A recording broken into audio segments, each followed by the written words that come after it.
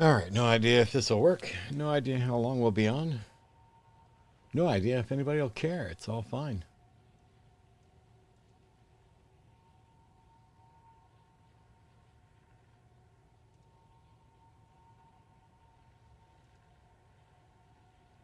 Live now. All right, let's get this up here.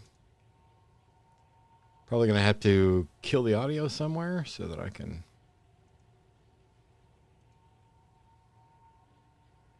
Don't want to get any doubles or any audio echoes. So I just want to check it real quick. Audio echoes. So I just want to check it real quick. Yep, there we go. Hello to everybody who's joining. There's no way I'm going to be able to keep up with everything in chat. I'm mainly just going to try and get a little experience on the Warrior after I rebuilt everything else. And maybe take some questions. We're closing in, like we're within 500 of having 200,000 subscribers here. Wild Thoughts AI says, I can disprove God using premises, Matt. You want to hear it? What's the definition of God you're working on? Which God are you going to disprove? And congrats, Wild Thoughts. You're going to be the only question like this I take right off the bat before I actually start playing. But yeah, tag me, and I'll look at your definition of God. Omnimax is, I guess Omnimax is ridiculously obviously false via contradiction. So not really interested in a disproof of a clearly contradictory definition. It's just, I don't know that there's any value in that. Did you watch William Lane Craig's response to your video regarding the Kalam? No, I didn't. I didn't even know there was one. That's interesting. Oh, wait. Maybe I did. Are you talking about something that happened quite a while ago? Because I think Paul and I talked about it. Is this the first live? Nope, I've done a couple. It's pretty rare.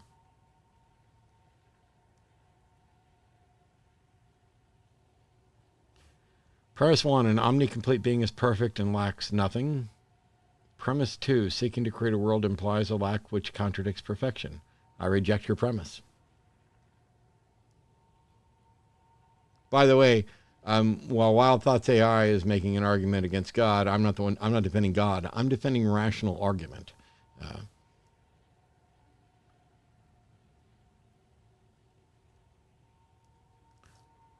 I mean, you've used a definition of God that is already simply not true and irrelevant. And so anybody who hears your argument can say, yeah, you're using this simplistic omnimax God. That's not the God we're advocating for, we believe in. And then they can look at your argument and say, first of all, you have not constructed a valid syllogism because your connecting term, your major and minor premises are not connected properly. And your premises are, I mean, you can just reject them. Thanks for trying. Isn't the Christian God all-powerful and all-knowledge? Maybe, maybe not. But also, all-powerful and all-knowledge is not omnimax. Yeah. But in any case, you didn't say you were going to disprove the Christian God, because if you did, I would say there's not any one the Christian God. There are many different versions. There are probably almost as many, if not exactly as many versions of the Christian God as there are Christians. But you said you're going to disprove God, and then you said an omnimax God, which may or may not be the Christian God. So you're wasting your time. Your argument is not only flawed in the sense that it's invalid in structure, it is also unsound. It is less valuable as an argument than, can God create a burrito so hot that he can't eat it? But thanks.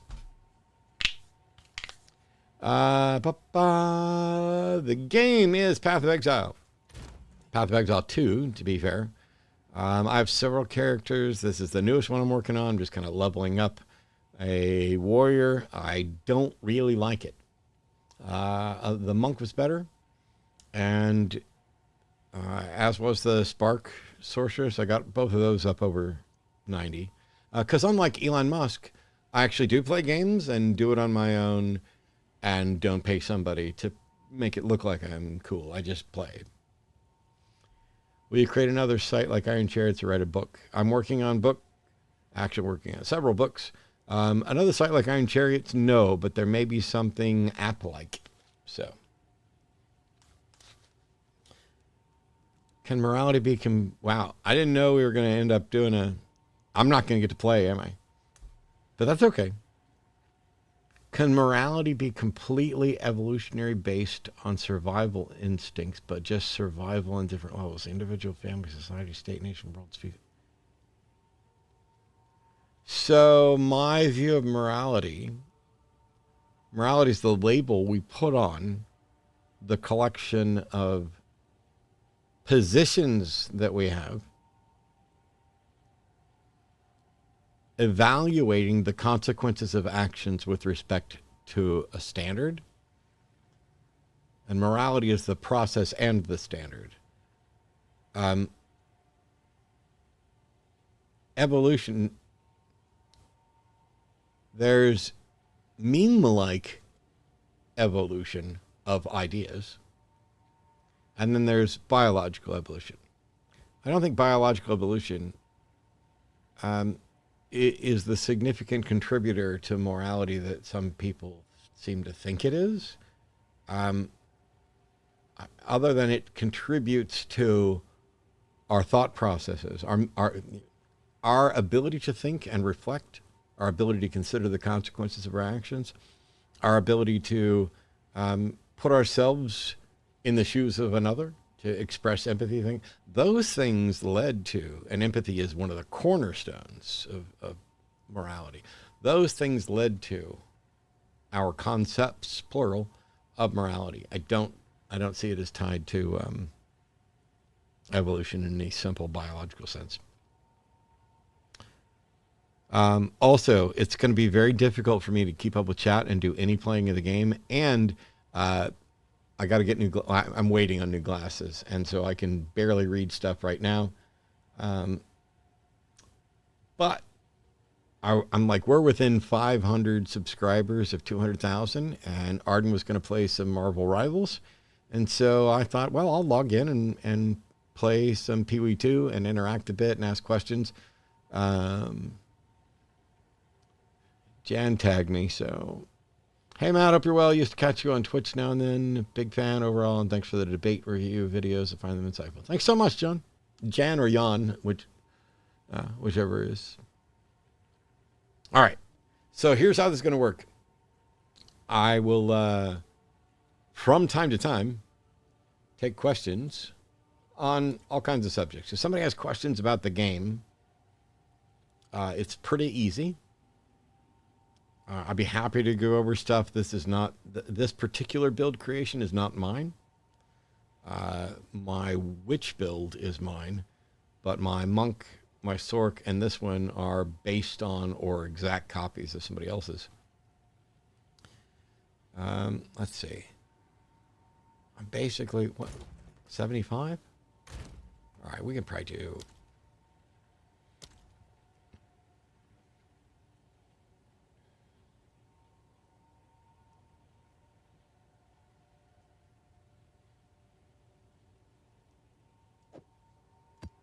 What do we got here?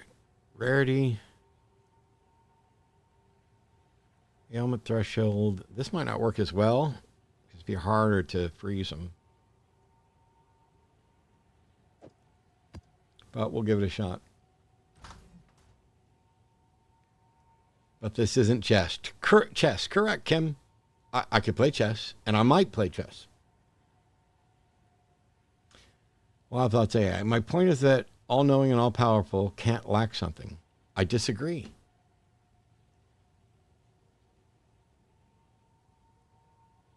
I also disagree with the extension of that the reason for creating something is because you lack something. if you have all knowledge and all powerful, even, I mean, what would the motivation be to do anything and create anything? It's literally a chapter in my book, which isn't out yet, so I can't fault you for that. But the notion is, why would God create anything?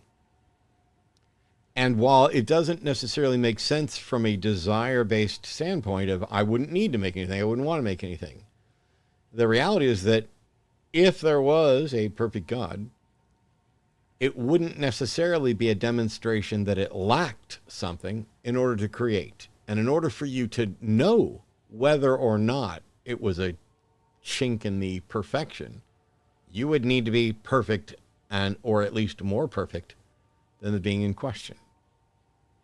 Meanwhile, most modern theologians don't advocate for a simplistic omnimax.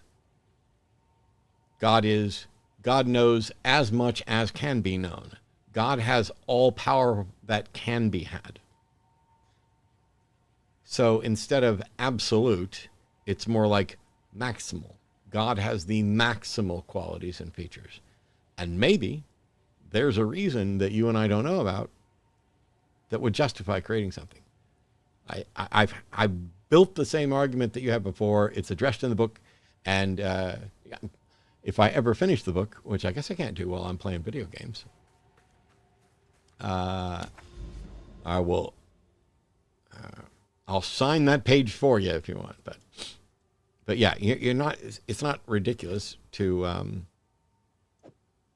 for you to come up with that idea. I'm not scoffing in that sense. It's just literally something I've dealt with 50 times or more. But. All right. So now that we've answered that question, I'm going to do this map. But before I do, let me get a little bit caught up on chat. Holly Gore says, Matt D. book. Yeah, there's no idea if or when it'll ever come out, but I have 4 books outlined currently, and I'm working on 2 of them. But not very often. And it's been that way for years now, because I can reach more people quicker, more people more quickly with a single video than I can with a book. Even a first-time author with a decent publisher, if you sell 10,000 copies, that's a really good first book. And I can reach 10,000 people in a day. But I am working on them.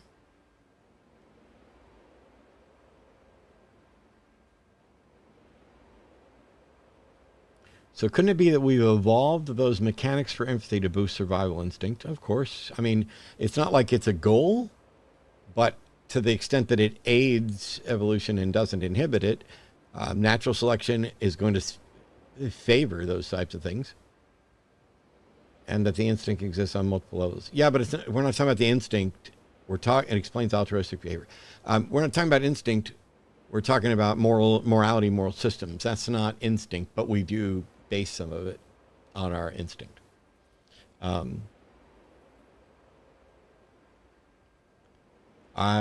Chat's going to go faster than I'll ever be able to get caught up on, but you can pull 10K, dog.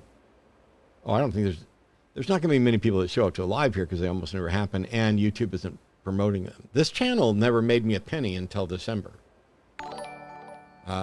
We almost got to I almost got to 200,000 subscribers without ever making a penny on this channel. We're at what, 515. And so we will almost certainly, as the trend goes, hit 200,000 before the end of the month. Maybe before the end of the day, who the hell knows, but. Oh, 10K book sales. Thank you so much, Holly Gore. Yeah, sorry. I'm extra relaxed and elevated on a Saturday night. So you need some sponsors. I've had somebody contact me about sponsoring the channel, but I have always avoided it. I am now probably reluctantly going to accept some of it because there are several new projects I'm working on for the Atheist Debates channel. All right, so let's go ahead and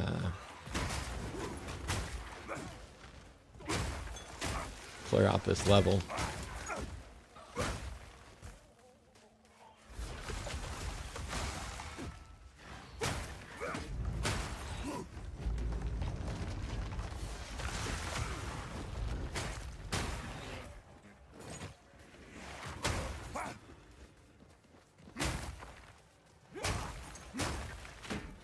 I know there's going to be some Poe2 Pro out there. Oh, thanks so much. I wasn't expecting super chats, genuinely. I didn't even think about that. But thank you. I'm sure there's some Poe2 Pro over there that's going to be like, why isn't he switching and using Blink? And it's because I just set up Blink yesterday and I'm not used to it because it's on the alt website. So right now I'm just going to kind of slow roll through this. I figure I'll give it about maybe right after this level. I'll do a quick run through of this build. If I can remember the name of the YouTuber that put it together, I'd be happy to share that as well. One of the problems with this particular build right now is that, and why it really needs Blink, is the run speed on the boots it's a unique pair of boots, and the run speed's only plus 15%. Whereas if I was on my Sork, I think she's got 35, and then there's some extra run speed on some jewels.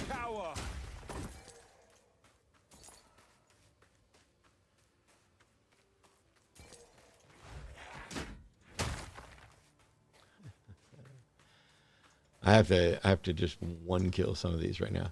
Oh, I guess I wasn't even thinking about the super chats, and that means I need to like pay attention to them and read them since people are actually paying. That's incredibly generous. Mike says there's an Israeli version of the Atheist Experience. Any chance you'd come on as a guest there? I can hook it up. You should contact me, because if it's called the Atheist Experience or in any way reflects back on the Atheist Experience, then my answer is no, because the people running the ACA can rot, and I don't want to be. I'm going to be connected with the name forever. But if you just mean there's a show like that in Israel, I'm pretty easy to get on podcasts and stuff like that with regularity. Vulcanova says, Madam at work, but I saw that you're live. Thank you for all your work and effort in bringing community to this space. Appreciate all you do. Oh, that's very kind. Thank you. Let's see. Does the Bible show you good and evil? Says his messenger. No. No, the Bible makes claims of things and gives impressions about what the Bible thinks about good and evil. And some of it I would agree with, and some of it I don't. So no, the Bible doesn't show me good and evil. I can evaluate what the Bible says about good and evil and agree with it or disagree with it in whole or in part. And I do disagree with it in part. This is mostly gaming, folks. Matt may or may not get to your question. Yeah. I'm deeply grateful for the many hours of analytic thought and consideration you provided me. I've followed you for years. I'm going to lead you through Hitchens. All the best from Brazil. Thank you, Luciano. My apologies. Like I said, I'm getting new glasses, and so I'm having difficulty seeing right now. So in between the playing and everything else, I may not get to chat very much, but I'm thrilled you guys are here. You should go to college campuses and debate with students similar to what Cliff Connectley does. I have no interest in standing out and accosting students. I'd much rather do events where they come to. This is the difference. Christians go door to door asking you if you've, oh, have you heard about Jesus? Would you like to? I don't go door to door. People call into my shows. I want to engage with the people who want to engage. Now, I could go sit at a campus with some kind of, I'm an atheist, ask me anything, or free debates with, atheists. That could be cool, and it could be good videos. But I don't want to go out there and stand and, make a big thing. But anyway, I'd prefer for students to be able to walk around on their campus without feeling like, oh my God, here's some more of this. But you could be right. There could be some way to do it that's decent and useful. I like Cliff. Cliff is genuinely a nice guy, as far as I know. And I don't think that he is an asshole on campus, or at least not a major asshole on campus, the way some others are. But it's a...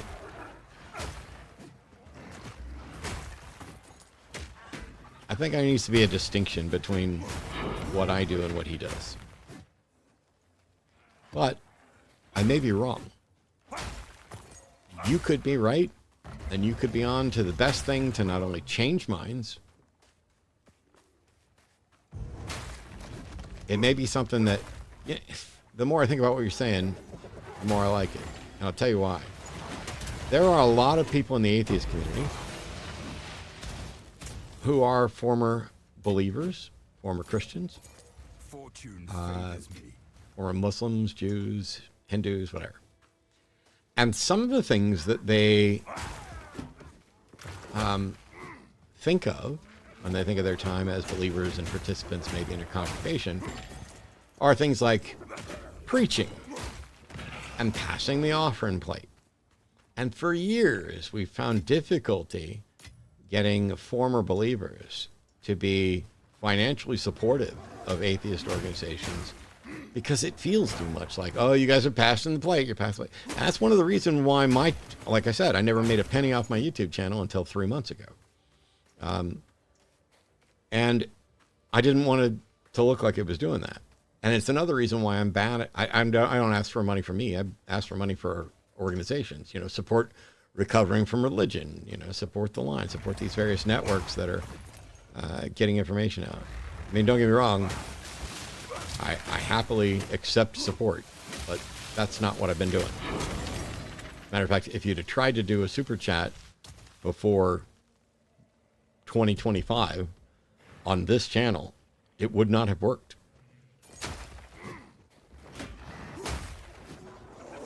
But I think that same mentality of, I don't want to do that, it feels too much like church.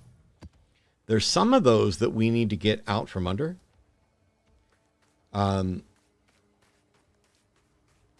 Because some of the things that churches have done are not only not bad, not harmful, but are essential to both building the community and getting the message out. People are like, oh, I don't want to proselytize. Yeah, the more I think about what you're saying, the more I like it. Because it's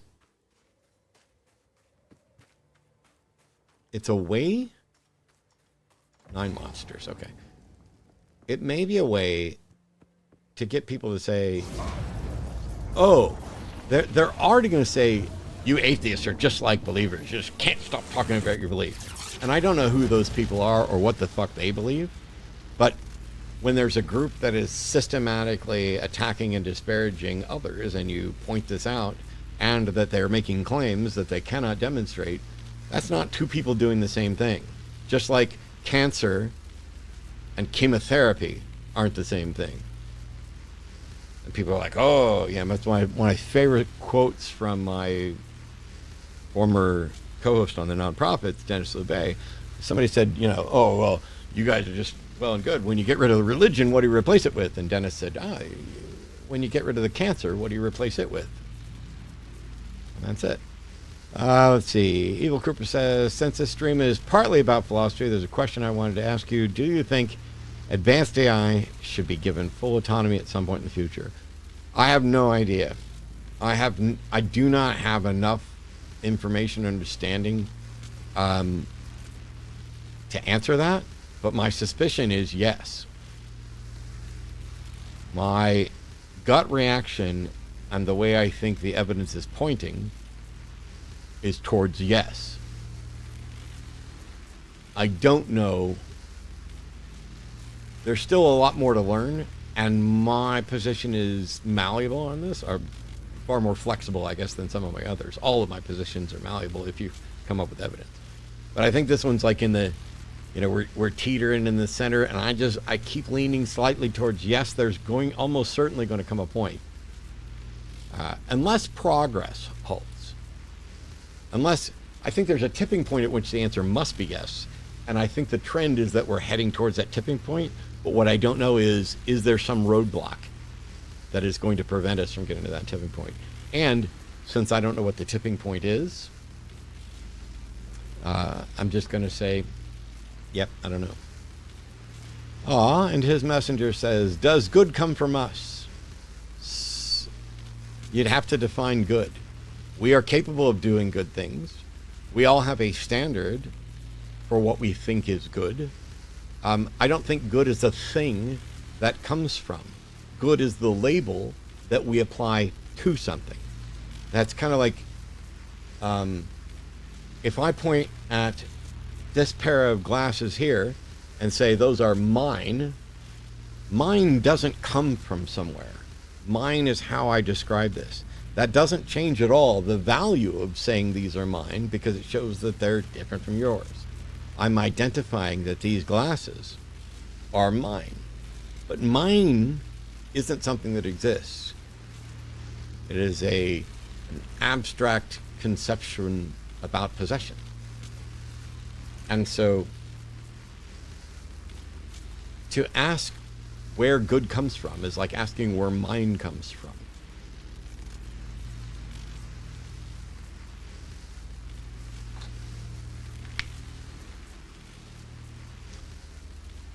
I think people would approach you on campuses without feeling preached to. I hope so. I think it's the more I've thought about it, I'm not kidding. If I tell you you might have changed my mind on it, you might have. As long as I'm not too baked to remember it later. As a matter of fact, I'll go make a note. Plus that map's done.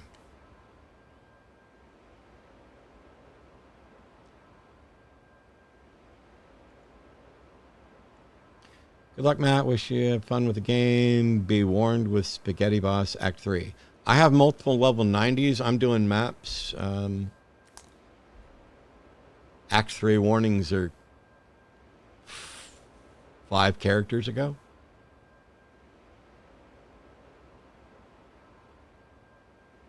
You should have bigger numbers than those here. I was explaining it, Dan. YouTube doesn't promote my lives because I don't normally do lives, and because until 3 months ago, this channel wasn't monetized. So I built up to almost 200,000 subscribers and never made a penny off this channel. That's changing. I make money now, but that's why YouTube doesn't promote it. They don't even notify my subscribers, and I didn't send anything out saying, hey, I'm going live. I just, on a spur of the moment while I was sitting here, I was like, we're within 500 of 200,000. I'll just go ahead and go live and see what happens. Hey, but I gained 10 subscribers and lost 2, all in the first, how long have I been live?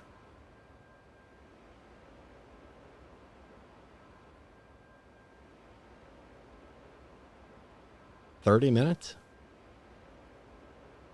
Fat pockets still, honey. Yeah. Oh boy, wouldn't that be a thing if there were actually fat pockets, but. All right.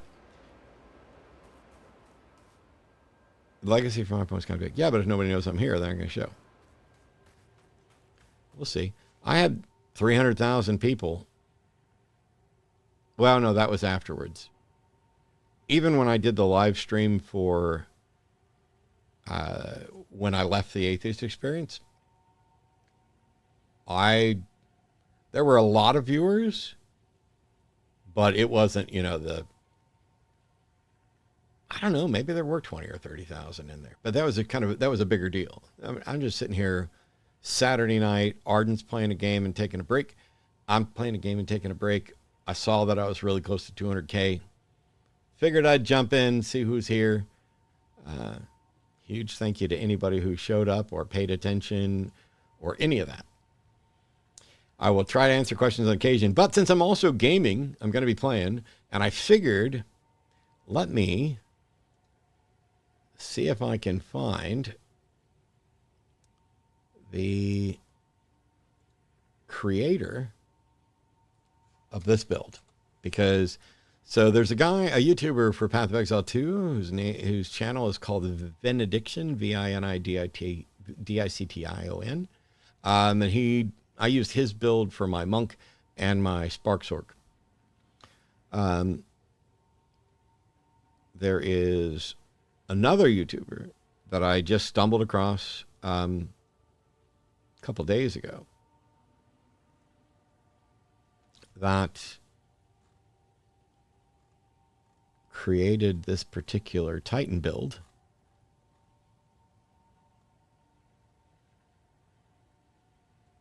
And if I can find it in my history. Yes. It's called the dude's called Ghosted, Ghosded. Let me get to his channel and I'll post a link. Yeah, this guy's got like less than 2,000 subscribers. Oh, crap.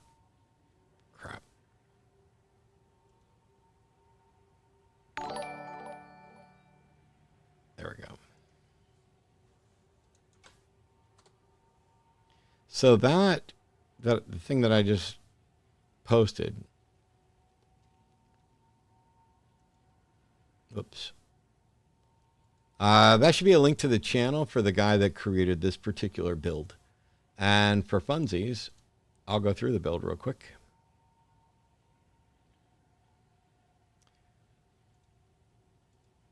Hi, Chief. You said Jesus is the only way to heaven, John 3:16. Thank you, Chief. Did you think people here didn't know? Repent, please turn to Jesus. Chief, are you aware that I used to believed from the age of 5 until around 30, and that I was studying to be a preacher? Are you aware of that, Chief?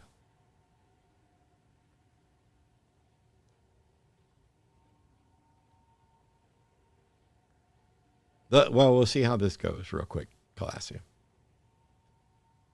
Chief, do you hear me? Are you aware that I'm a former Southern Baptist fundamentalist from the age of 5 until around the age of 30 who was studying to be a preacher? You're aware that I left Jesus. Okay. See, we're going to ban you now, but I'm going to explain why. Because much like the callers to the show, or to some of the shows, you refuse to engage honestly. I asked a question that was a really easy yes or no question, and you decided to extend it to preach further. You've destroyed me many times in your show. Cool. I'm sure that's what happens since I live rent-free in your head, but you are not going to destroy my stream. Watch this.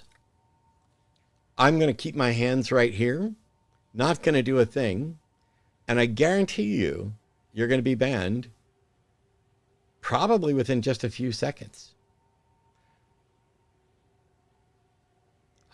Look at that. It's fucking magic.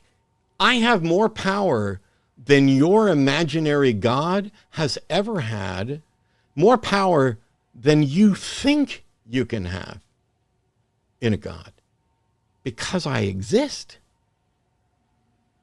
But you love me. So cool. I don't love you, but I will respect your right to have your life, to live as you want. And if you go live, I'm never going to come into one of your lives and ignore the rules and avoid an actual conversation and just preach at you. It's not going to happen. In the meantime, let's talk about the build.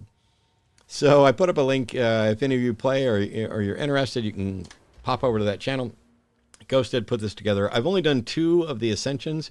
You can ignore the 19 more intelligence needed. It's there.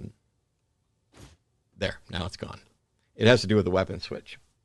So I did 2 of the ascensions, and I just took the extra strength here, which gives me some inventory slots, and 50% increase of all small passive skills. So that's great. When I do the other 2, I'm not completely sold. I'm almost certainly going to get the max life, 15% more max life, and a little bit of life regen. I don't think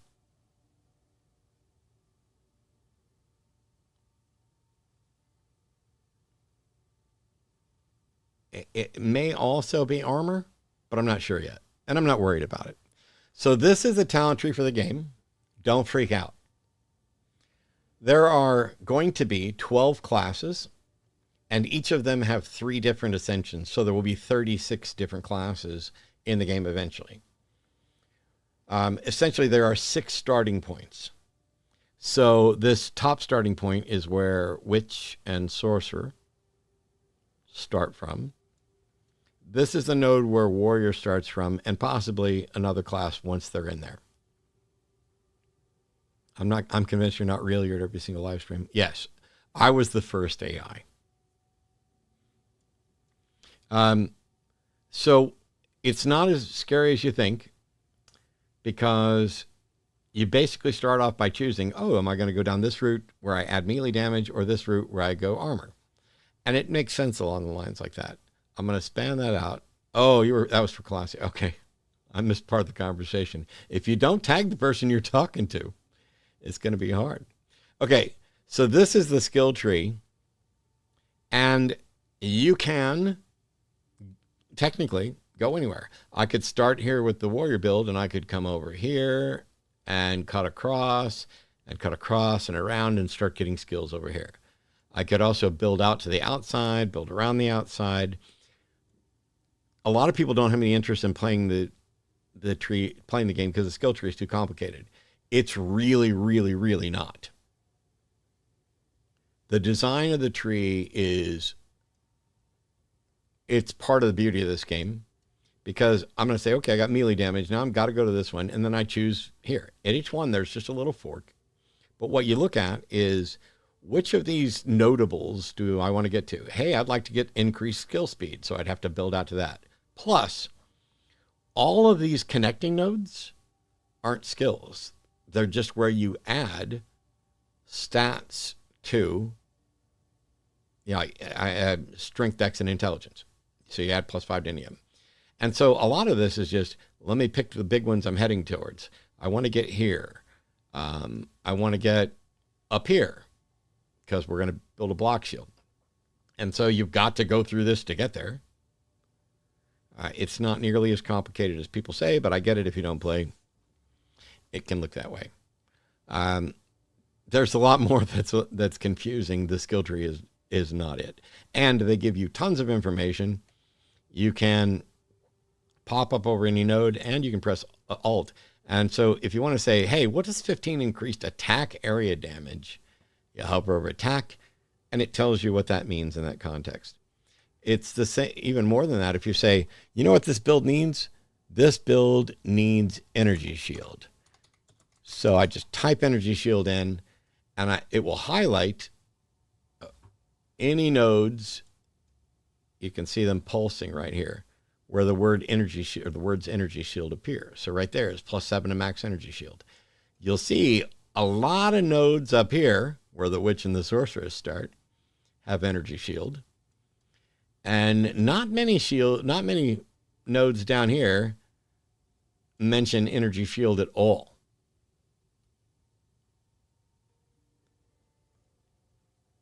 Once you start seeing the patterns, that makes sense. But here's the other thing. Oh my gosh, Mike. Are you serious, Mike?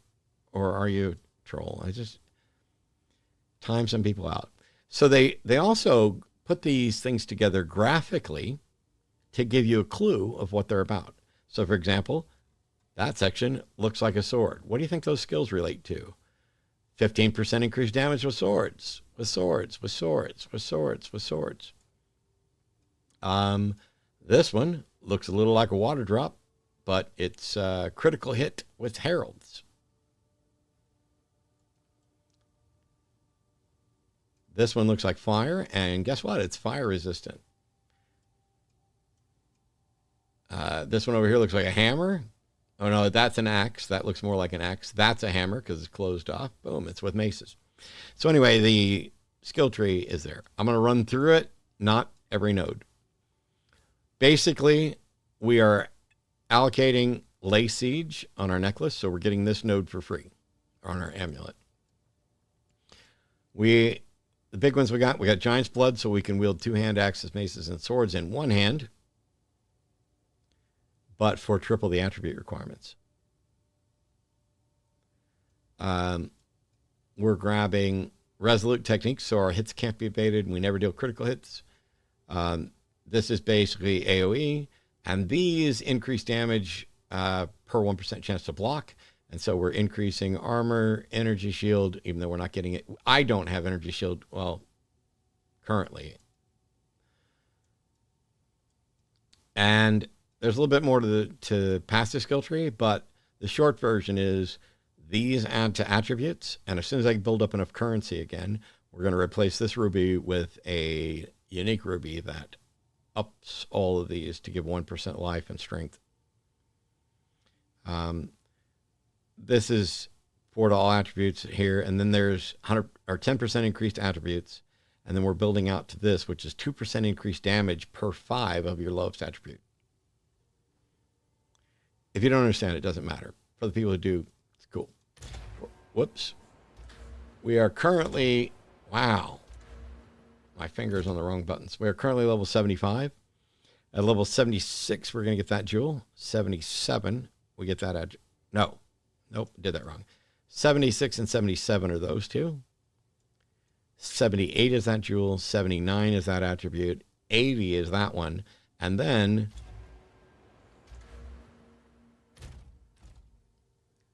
we'll undo these 3 stuns and grab these 3 instead, because the last one is +3 stun threshold per strength. And we have a fuck ton of strength. What's the top currency in PoE2? Probably a mirror. I don't have any to show you because I haven't looted a mirror. I did in PoE1, but I joined 30 minutes in. Can you give a 15-second recap? No, but when it's done, you'll be able. It's a game.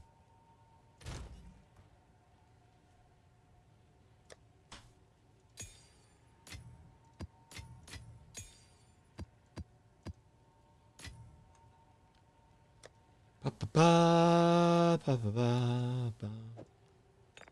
right. Let's, I came across some forum online regarding black pill. Looked into the studies. Online dating stats, which aligns with evolutionary biology. Have you looked into it?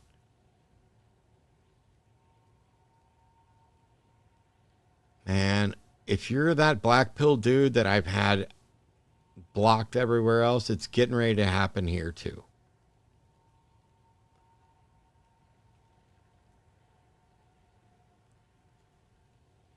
That is not going to be my Saturday evening. All right.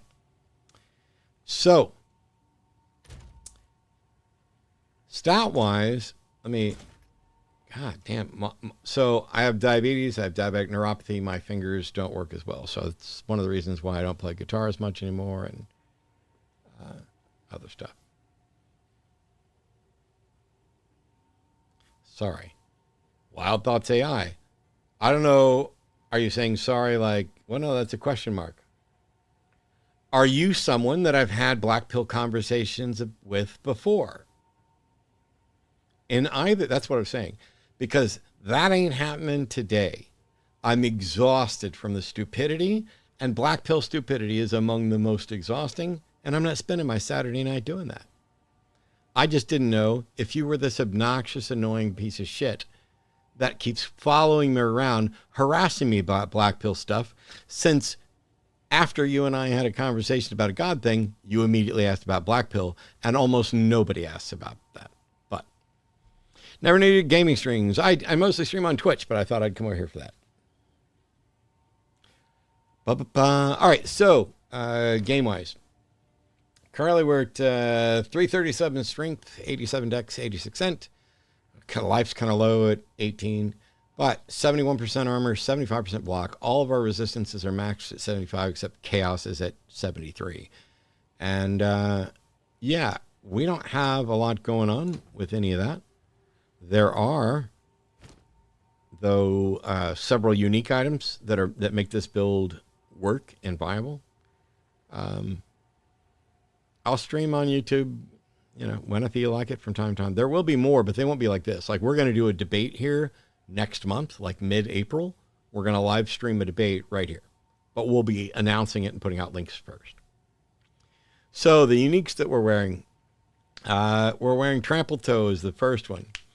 The big thing about this, you can ignore the other stats, is deal 30% of overkill damage to enemies within 2 meters of the enemy killed, which means if I kill an enemy and it only had 1 life left and I did 25,000 damage to it, then there's 24,999 damage that then gets spilled over to all of the enemies within that.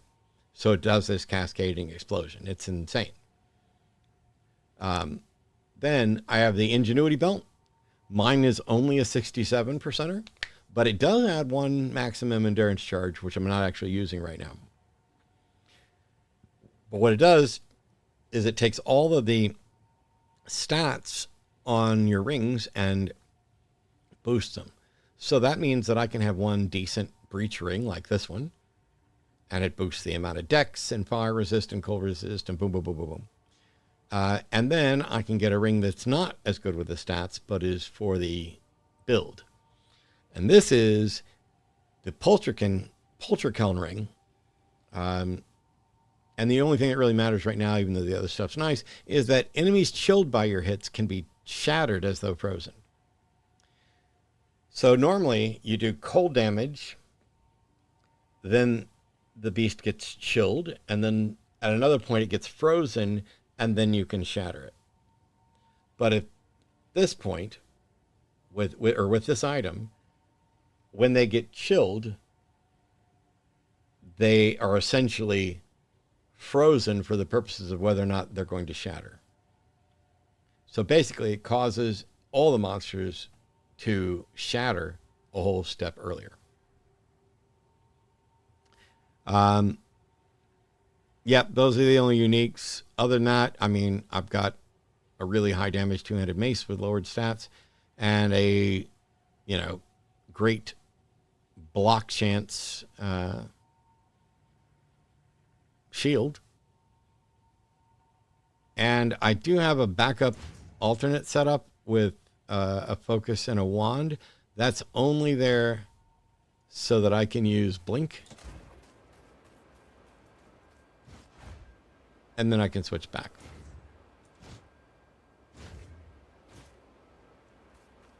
So that is...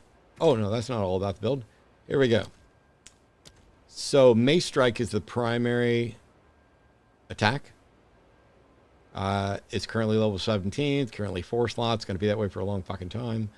It does, like, right now, 25,565 damage per second. Hammer of the Gods is my one-shot boss killer, which mine's currently at 118,000. I'll go through what it does here in a minute. Normally, when I'm running Herald of Ice. I'm not going to go through all the support gems. You can go look at the guy's build. I already posted it. It's Ghosted, Ghosded. So Herald of Ice, so that makes it more like my monk build.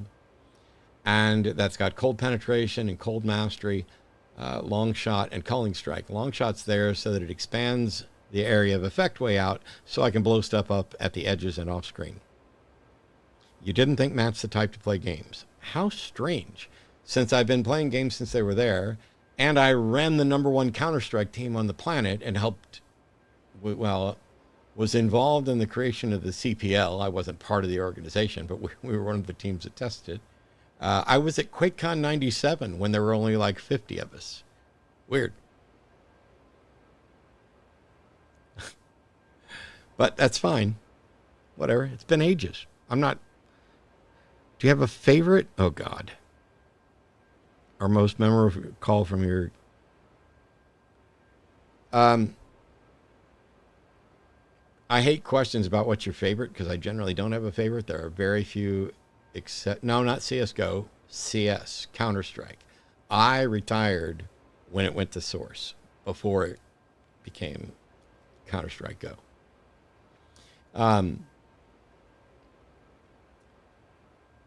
The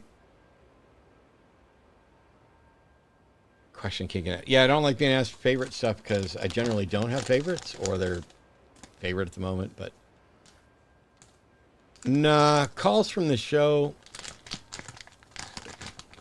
Nah. There's several I remember. There's several that are fun. There are several that are, impactful, but nah. I mean, I'll regale you with tales of my past gamer experience because right now I'm just an old guy who games nowhere near as good as I used to and never will again. But I'm doing this just because I have fun doing it. Quake 3 is your favorite. I did some awesome Quake 3 stuff for a while.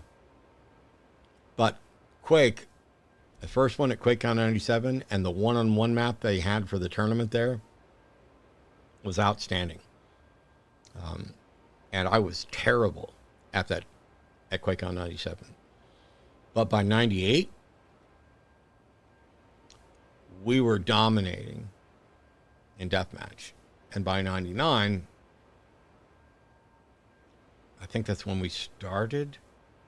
99 or 2000 is when we... 99, I think we formed CK3. Anyway, favorite board / not digital game. Chess,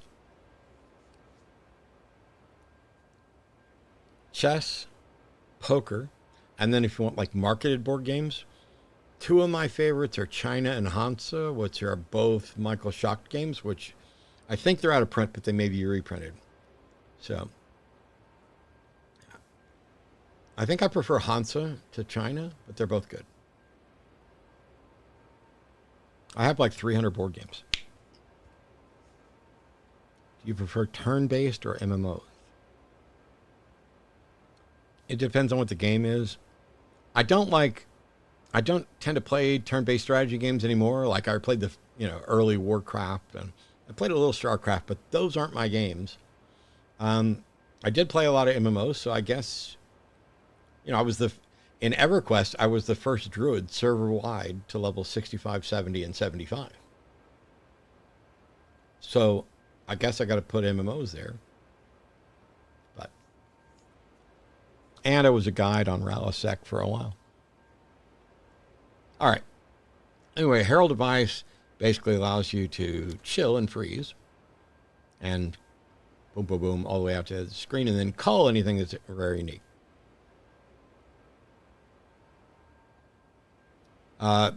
Berserk is just on.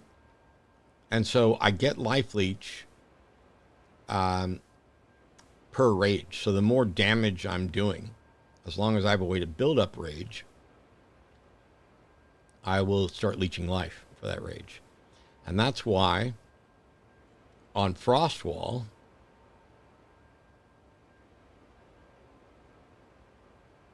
we have Font of Rage. So when I put up a Frostwall, I'm building rage instantly. This is how you get to one-shot bosses, because you put up Frostwall right in front of you. Then you want to hit Hammer the Gods. So here's the order of events for taking out bosses with one shot with this build. Do that, start building up rage, start Hammer the Gods, then do a war cry, and then that smacks down for, I think the technical term is a fuck ton of damage. And I'm not even at the high level right now, but would you sacrifice your game character now if I promised you to show you a better game? No, but I'd ban you for being stupid. See, I don't want unsolicited advice, and I'm not looking for a better game. I like this one. That's like saying, I love this game. I've got hundreds of hours in this game. That's like saying, hey, would you leave your spouse right now, leave your partner right now, if I showed you a better one? Better is also subjective. Well, I don't know that, Luciana Lima. What in your message was there to signify that it was a joke? Have you seen the fucking questions that I get from people who aren't joking? Jokes should be funny as well.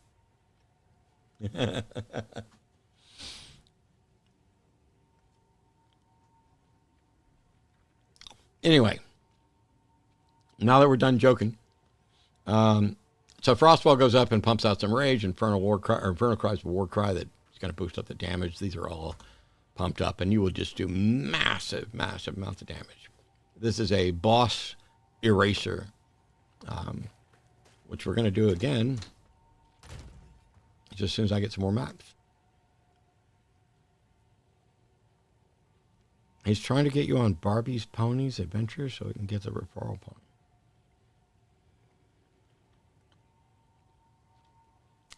Steve, man, have a good one. I'm a fan. Okay. Thanks for being here. Thanks for being a fan. Thanks for letting me know you were joking. When I see your name more often, I'll just know. Like, there are names that pop up in chat, like Kyle Romstad.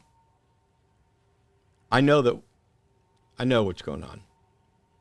Other than that, sorry if I bothered you.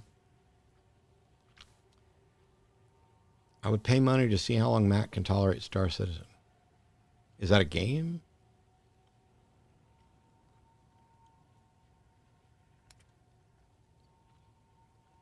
I'm from Brazil, expect humor. Yeah, but I don't know you're fucking from Brazil until right fucking now.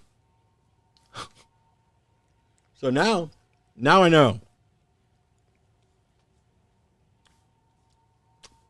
I love Brazil. Haven't been there. I should go sometime. There's a lot of guys from Brazil that have messaged me over the years. Be pretty cool. I may have to find a new place to live, but we'll see.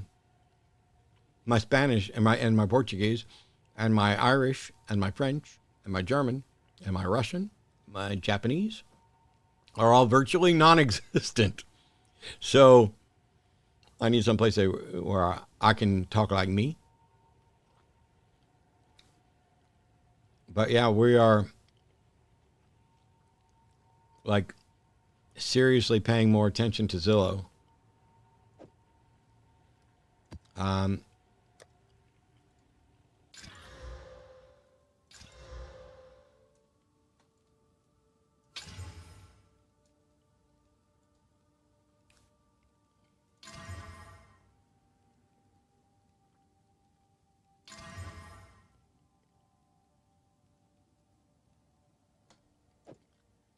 That's good.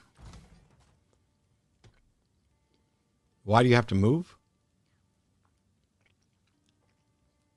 Because Texas is coming after trans people like crazy.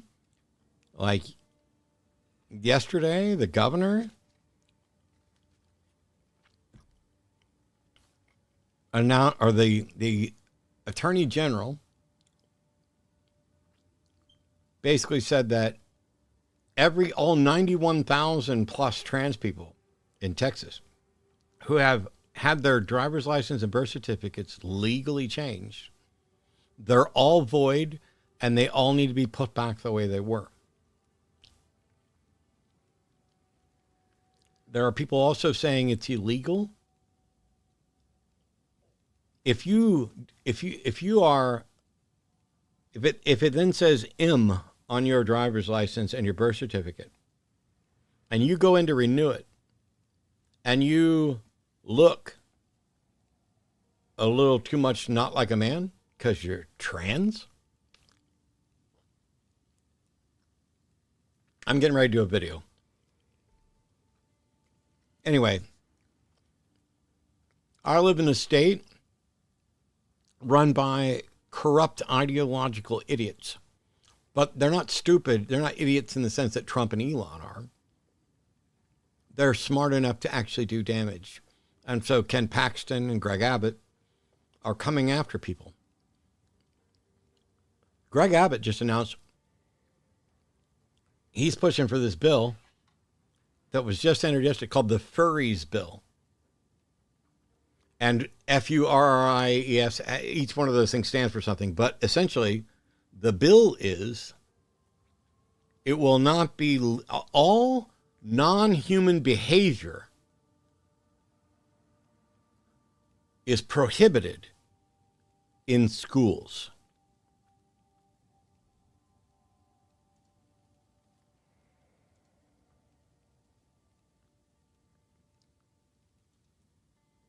Think about it. The bill bans any non-human behavior in schools. First of all, you idiots, define non-human behavior, because frankly, if a human does it, it's human behavior. By the way, these are kids. This isn't about sex or a kink or identity. You're saying, roof,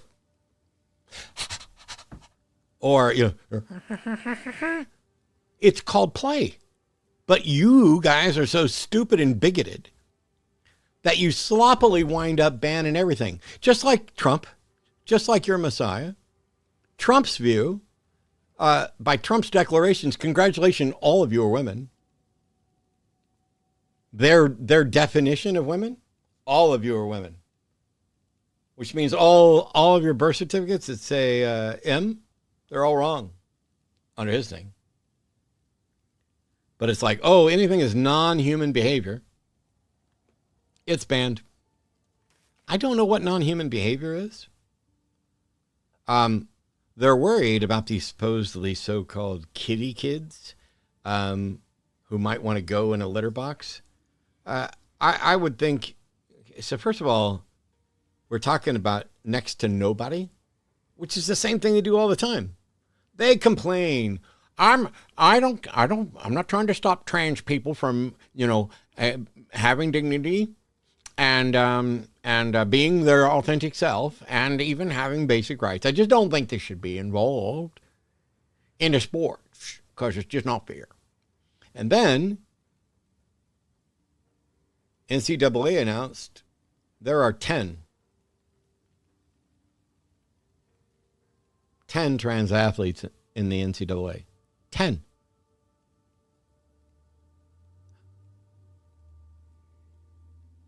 More than 10 kids have died in school shootings and things like that. More than 10 people. More than 10 people in Trump's administration have probably been convicted of felonies, or at least accused of them, credibly. But they're worried about, and they're willing to take all of the trans people who only represent 1% of the population at most right now. And they're willing to throw all of their rights away, all of their options away over 10 athletes. You're a liar. You are either stupid or a liar if you are willing to throw all of them out over 10 people. But anyway, that's not why we're here.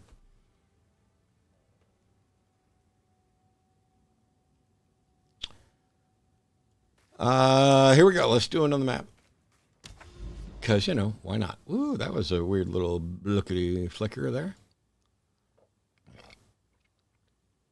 I guess I'll do this. I've already unlocked the other one, so.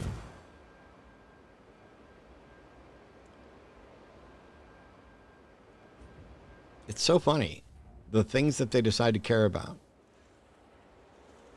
Trans folks.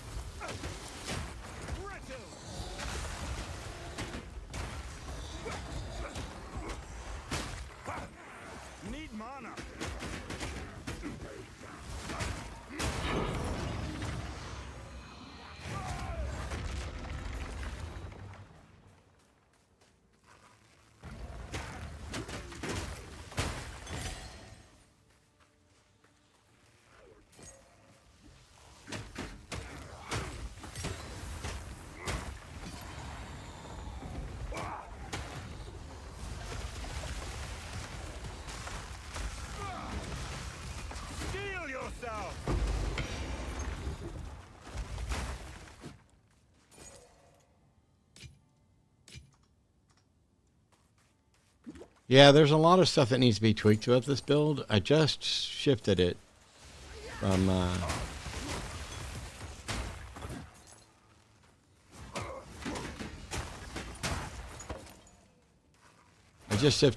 my own design, like Leap Slam build, and shifted to using this guy's build. I think it's going to be great, but it's going to be gear dependent for making it really good.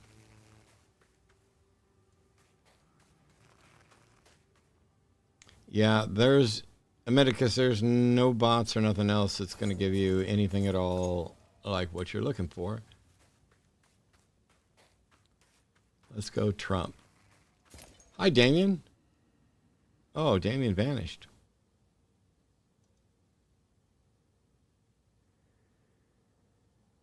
Oh, just kidding. You literally almost got banned.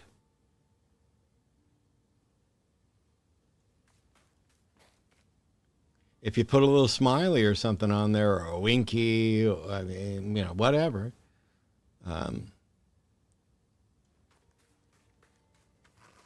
I have a pretty short trigger for some of that stuff.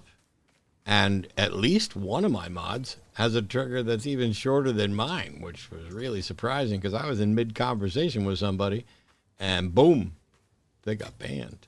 Not today, it's the other day. And it's okay because they're still doing good stuff. But, all right, nothing to do here. So when Theus asks, what standards do you base your morality on? Can the answer be evolutionary standards? That's not what I use. I don't know what that means or what value it is, but it's not survival instinct. That is absolutely not a foundation of morality. Survival instincts could be used to justify survival for me and mine, so I just take you out, take your stuff. Morality is about the interactions and the consequences of actions with respect to a particular goal. And if the goal is the improvement or maintenance of the well-being of thinking creatures, as Sam put it, or the better world, the world approved the best, none of that is tied in any way to evolutionary standards of survival instinct. Now, I don't find that model of morality to be accurate or useful.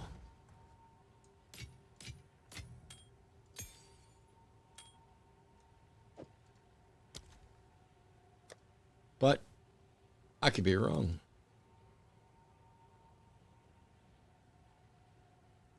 All right, let's see if we got sevens.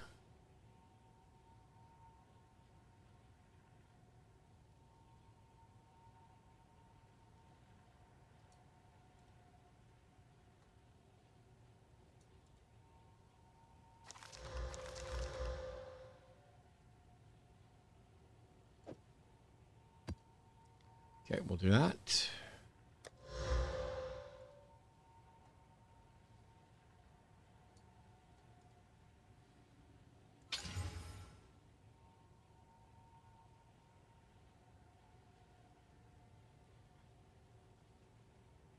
This game is a true successor to Diablo 2. I would agree with Philip Addison, and I'd say better. And I played a fuck ton of Diablo 2. I even played the resurrected latest variety of Diablo 2. But overall, I think PoE 1 and PoE 2 are both better games. I won't say PoE 2 is a better game yet because it's still early release. There's so many other classes and everything else. But this game, as like a third of what is coming, as it stands now, is already at least on a par with what I got out of D2.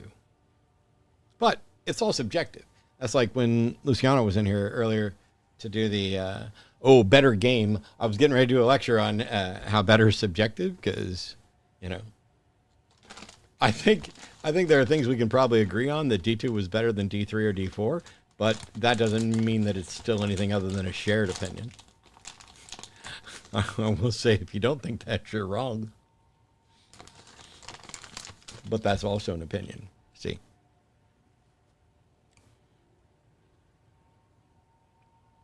Freedom of speak. Woof. Yeah, we were talking about how I'm just going to encourage kids. Like, if I had kids, the I don't care about the, the whatever their identities are, whatever they want to play at, whatever else. I think hey kids, remember, if you want to bark in class, go for it. I'll come down and talk to the principal. But I don't have kids, and I might feel differently if I had kids, just because I don't want the hassle of going down and talking to some idiot who either thinks it's a good idea or feels the need to talk to parents in order to enforce something that they think is a bad idea.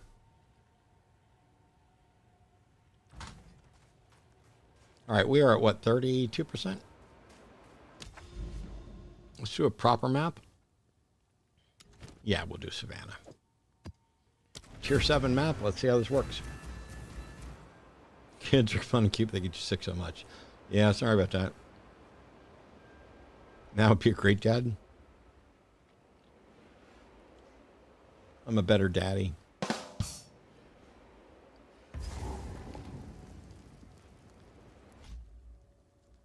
you for everything you do as an educator. A big fan. Thanks so much, Patricia. Do you guys have World Book Day in America? Here in the UK, kids dress up as their favorite fictional characters. Sucks if it's Fantastic Mr. Fox. Nope, I don't have that any familiarity with that day. They should add Matt. I don't know who Aaron is, or which Aaron you're talking about, because there's Aaron and then there's Aaron Adair. They should add Matt, Aaron, and Seth of the Atheism Horsemen. No thanks. Hitch is dead. Dawkins is transphobic. I don't think Sam has all that much interest in talking to me anymore because we have some subtle disagreements, but I don't think it's a big deal. But I don't know because I don't hear from him. We're not friends. We just work together. I wouldn't object to being friends with him, especially now that he's spending less time with the IDW guys and has come around to realize that Elon's a fucking dangerous idiot and not some genius with a heart of gold the way Dawkins thinks. But I appreciate the... Thank you, Waddy. My kids' teachers worked out. I was on my kids' sign up there. They eventually got the police involved because they refused to do what they wanted to do. Yep. All right, here we go. This is so monster level 71. I'm a 75 Titan. I don't think we're going to get great experience here. I think I need to jump up higher than level 7. We're getting there. Starting at 32% experience. This map, I don't think is going to get us a level. I think maybe 20 to 30% of a level, but it's been a while since I played in this particular level disparity. Basically, the plan is to jump up to higher and higher levels of maps until I die. And then that's where I stay to get the experience back and move on.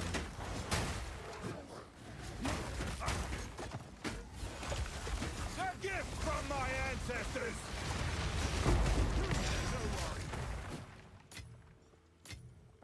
I like that I can stand there and take that damage. Although I'm not sure why things are being choppy right now.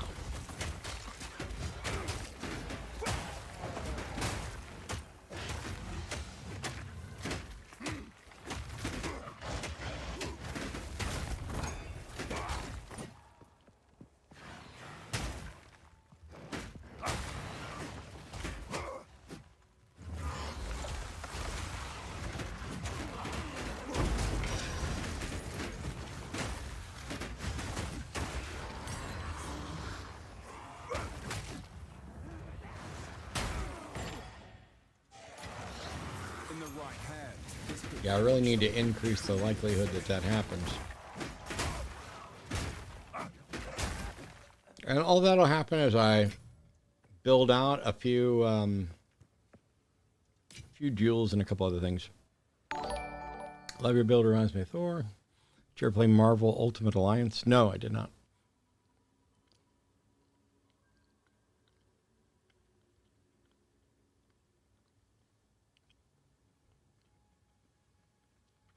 I only talked to Harris about the Golden Girls. I imagine they're all my grandmothers. I got a chance to talk to him briefly about that. I'm a huge fan of... Well, I'm not going to go into it because he asked me not to. But yes.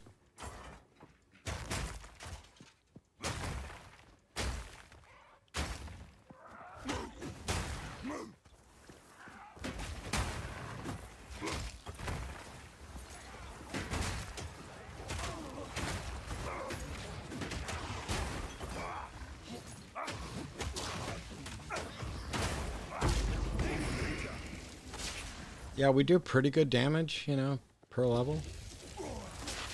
And good survivability, but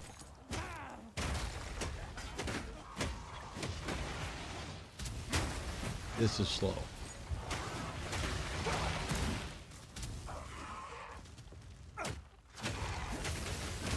I say slow because it is very, very much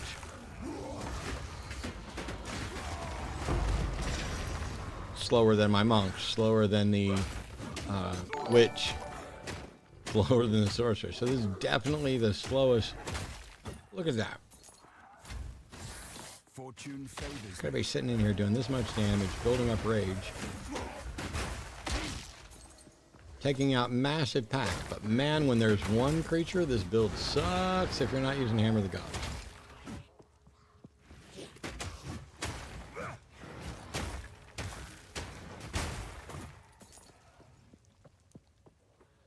It'd almost be worth grabbing a whole bunch of these, kiting them over here, so we can get a group big enough to get an explosion.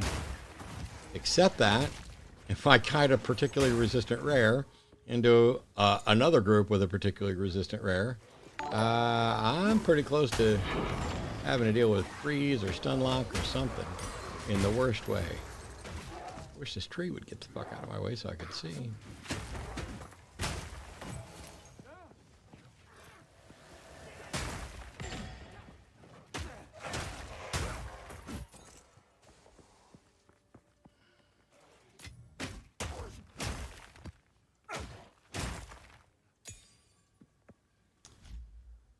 Let's see. W-Man, $5. Ooh, that's a difficult name to have right now.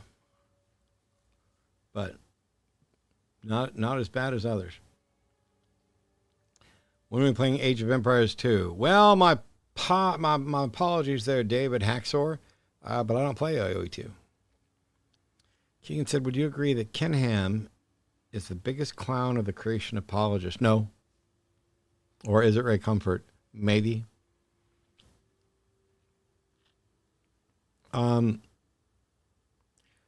Clowns probably. It depends on what you mean. There are a number of just awful apologists that are both bad at defending the faith and in the things that they preach. So I wouldn't call them clowns. I'd call those people stupid and evil. The clowns, yeah. It could be. I think those are probably the top two candidates. Best I can do.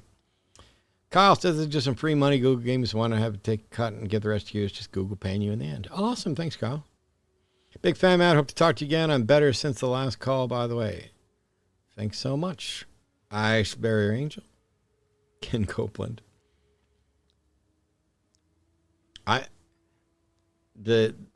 Perhaps the clowniest of the evangelist might be...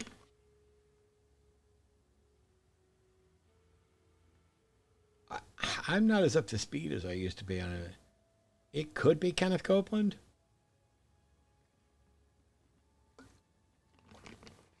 Kenneth Copeland's a goofy guy. Clowns to the left of me, jokers to the right. Here I am stuck in the middle again. Thank you, Glassy. Good job. Have you seen the game Titan Quest coming out? No, Titan Quest 2, actually.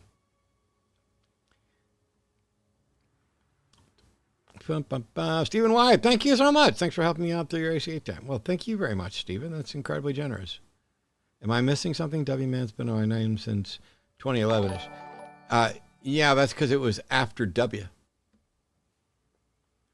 There are some ties between W, George W. Bush, and Trump that are popping up in some various memes, and your name could look like a reference to that. Just ignore it. Can Matt be any more perfect for Arden being a gamer? Yeah. She and I sometimes play the same game, but now we're not. And I could be more perfect if we were playing the same game now. Unless Shiri's really glad that we're not playing the same game, so we get time to focus on the other things that we like. I mean, I could go ask her, but she's playing Marvel. What is it? Is it Marvel Rivals? That's basically a reskin of another game, Overwatch, I think.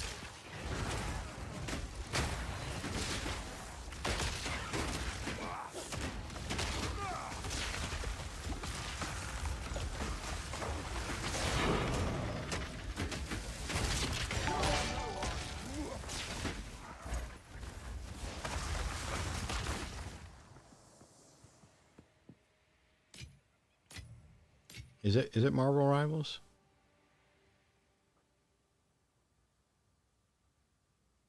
Wishing you and Arden the best. Thanks so much, David. I really appreciate that. Now more than ever, we need the best, but we're not getting it. We are not getting it. The worst is coming.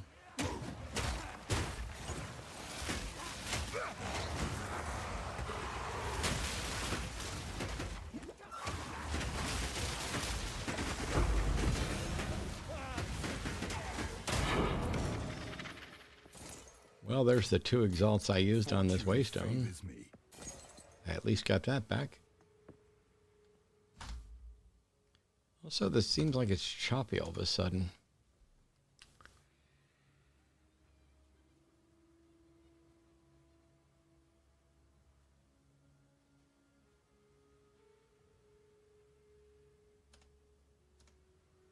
I don't play Marvel Wars. I can play properly obscure characters. Arden's playing Marvel Rivals. I'm not. I haven't played it, but it's Overwatch, so I haven't bothered.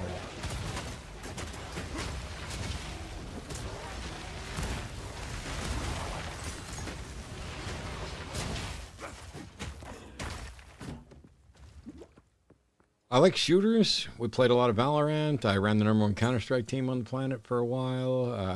Was at QuakeCon 97. Shooters, a big part of my gaming history, and in a big way, like in a professional setting before. Like we were there at the founding of the CPL and all those things back before there was professional gaming. We built Counter-Strike, damn it. But, yeah, that's old school stuff.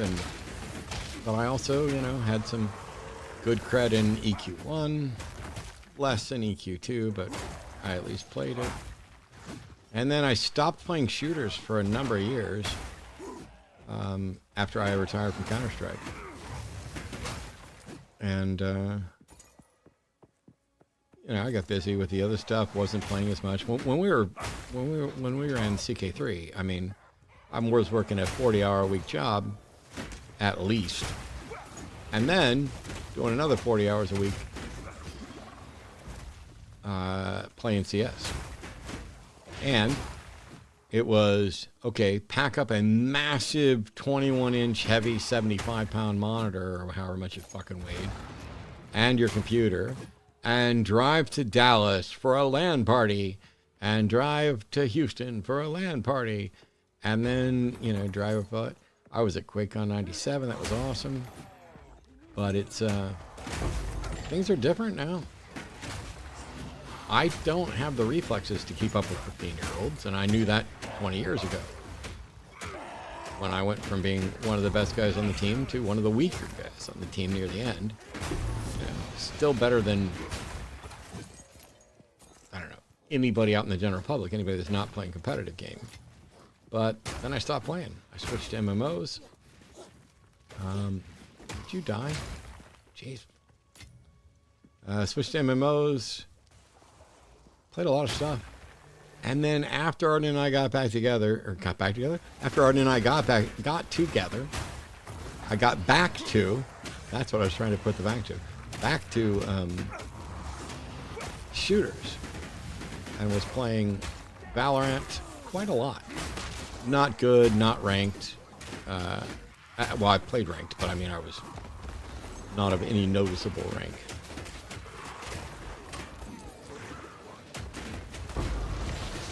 Face me.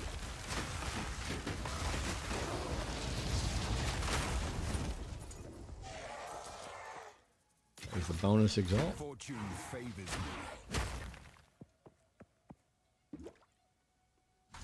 But yeah, boom.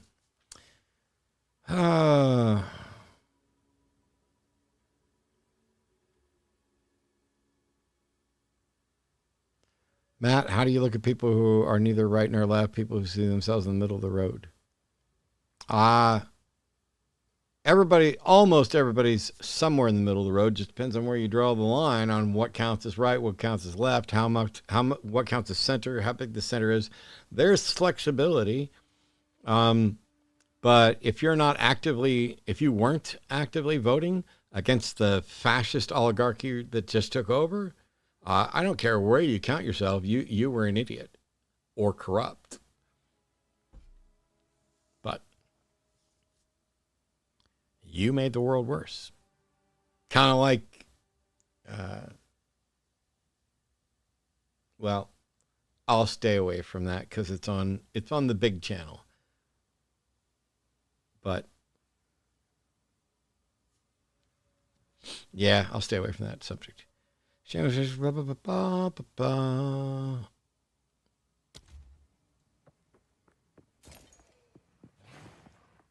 don't understand. Like, even so, I was, when I was in the Navy, a full-on Rush Limbaugh ditto head. And that's because I was an idiot. And just gobbled up the propaganda like an idiot.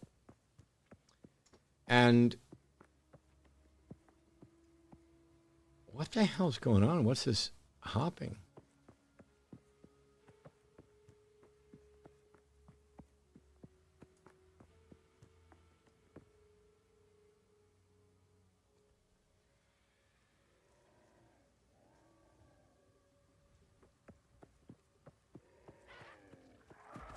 But yeah, if I were to describe myself as left, I mean, you know, I have more things that I generally align with on what is typically considered the left side of politics than on the right side. But that doesn't mean I agree with everybody who says they're the left about everything. And it doesn't mean that there aren't things on the right that I might agree with. But I don't understand I think a lot of the people who are like, oh, I'm neither right nor left. I think those are the same sort of people that claim to be agnostic as if it's a middle ground. A gift from my ancestors. Which it's not. There is no middle ground between I am convinced and I am not convinced. Being it's just like there's no middle ground between pregnant and not pregnant. I'm not pregnant. Doesn't matter that I could never be. Or as far as we can tell, I could never be. But I'm not pregnant.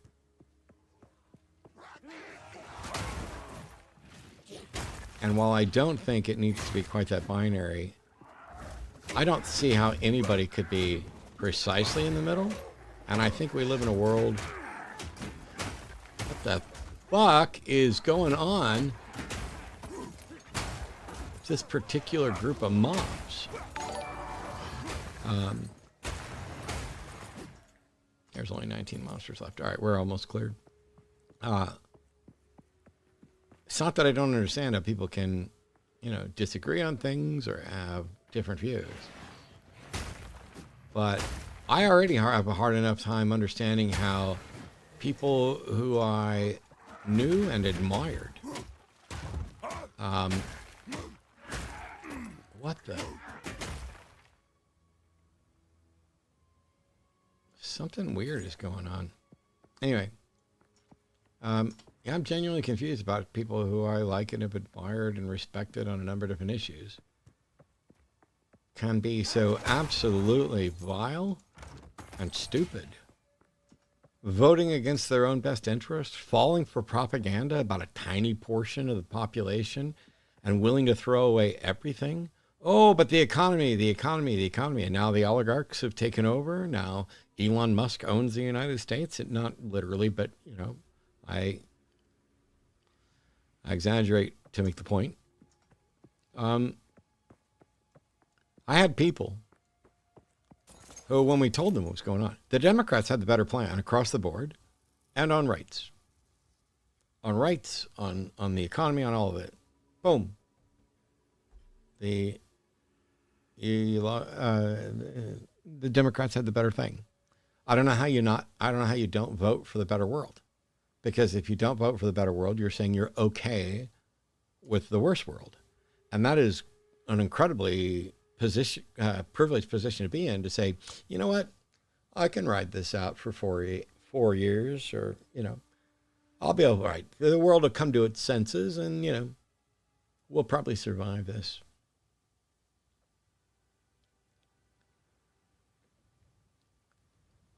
I know what it's like to kind of be in that position. I also know what it's like to not be in that position. And my partner's not in that position, and my friends are not in that position. It's like, do these people not have anybody in their life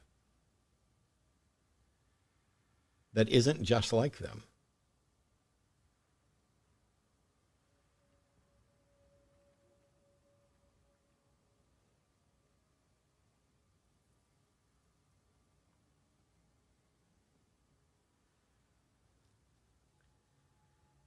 Because that was probably the biggest thing that kept me as a Rush Limbaugh, ditto head, dipshit conservative.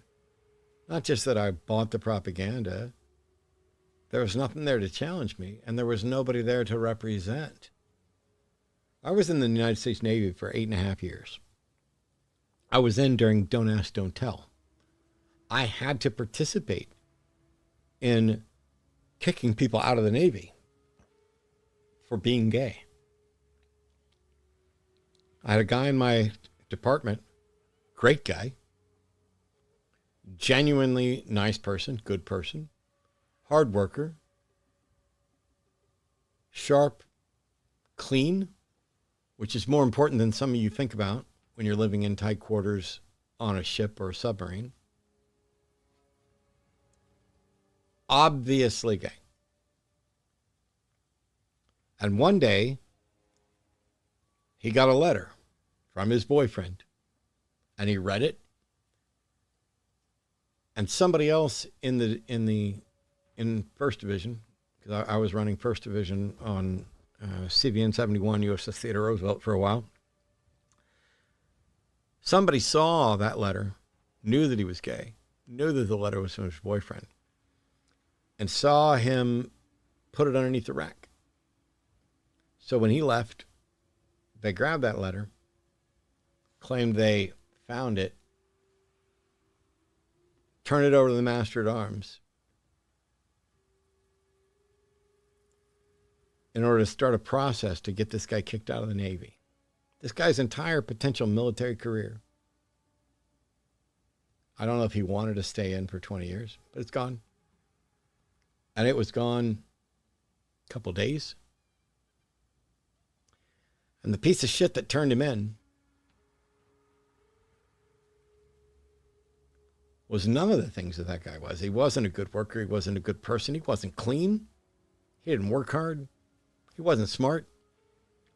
He just really didn't like gay people.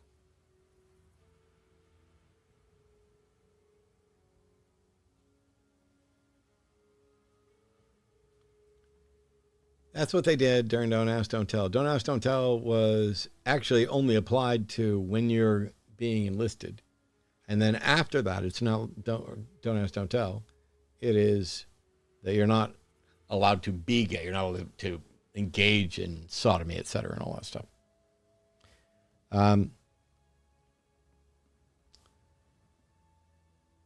They're doing that to trans people now, but the president doing it, not the piece of shit in the birthing, the piece of shit in the White House.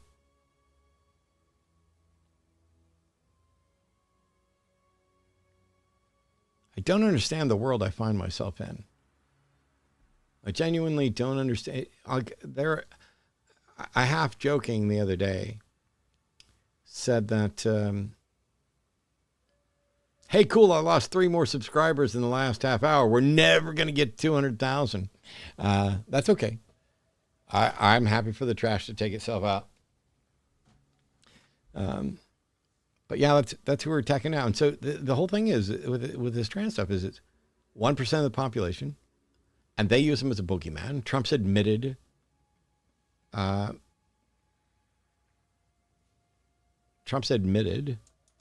that this was just a boogeyman to it. It's just a prop. He's using trans people as a prop and everything else. And some of the more robust buffoons on the left, who I might be friends with or used to be friends with, are now blaming trans folks and trans allies for the left losing. When Kamala virtually never mentioned trans people, had nothing about trans people really in her policies at all. And it was just all the social media talk. And what it was is the Republicans attack trans people, people who give a fuck and don't want to sit idly by, defend them and be supportive. And that makes it look like this is the biggest issue ever, which irritates the people on both sides who don't really see that it should be an issue. And now all of a sudden, now they're going to take sides. And it looks like, oh my God, the left is just trying to be ridiculous. They want men to beat women in sports when the NCAA points out there are only 10 trans athletes in the entire NCAA. This isn't an issue. And the organizations in charge already know this isn't an issue and are setting policies that are appropriate for each sport. It is bizarre to me that I can sit here in this chair on the line or on YouTube and say things that are correct, moral, humanist, properly supported by science and skepticism, and standing in opposition to fascists. But because it's on behalf of trans people, even some folks on the left who I have agreed with, who I have done shows with, who I have toured with,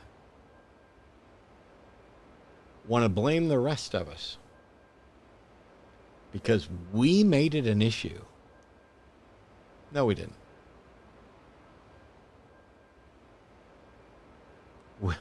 We didn't make this an issue.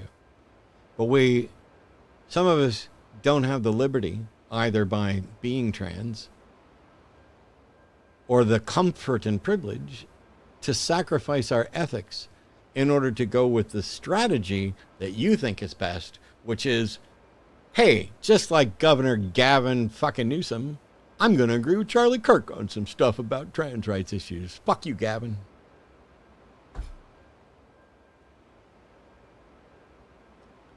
Playing into their hand, buying into their propaganda, and then spreading it as well. I'm all for finding common ground where we can, but good for you throwing that 1% under the fucking bus. Actually, for throwing those 10 athletes under the bus, because that's all you really did. Just say, I'm willing to fuck those 10 people over. It's wild. And yet, here's where we are. This is the world we live in. All right, I'm going to do one more just because that actually got me much closer to leveling than I thought. So we'll do one more map. Then I'll probably chat a little bit, play a couple games of chess. And that'll be that. So let's go to maps. And that was a tier 7. I don't think should we try tier 8? Sure. Monsters have 58% more life. Actually, 7's worked really well, so maybe I'll do a 6 and see if I can get rid of some of these. Elemental weakness. Nah, I don't want that.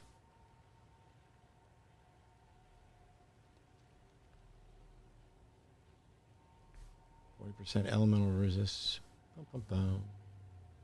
I'm getting all my free speech in while I'm still allowed to speak freely.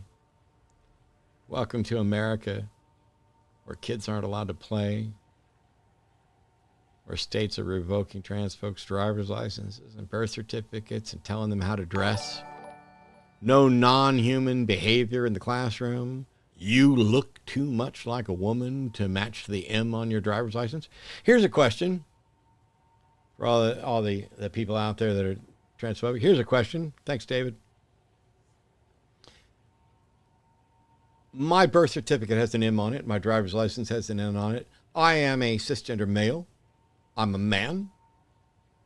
Don't have any interest in being a woman, looking like a woman, being perceived as a woman. None of that. Blah, blah, blah. Am I allowed to get breast implants? We already know of at least one example. Doyle Brunson, famous poker player, got breast implants on $1 million bet. He had to put the breast implants in and keep them for some period of time. Boom. Did that change whether or not Doyle Brunson was a man? Was it relevant at all? Nope. Wasn't at all.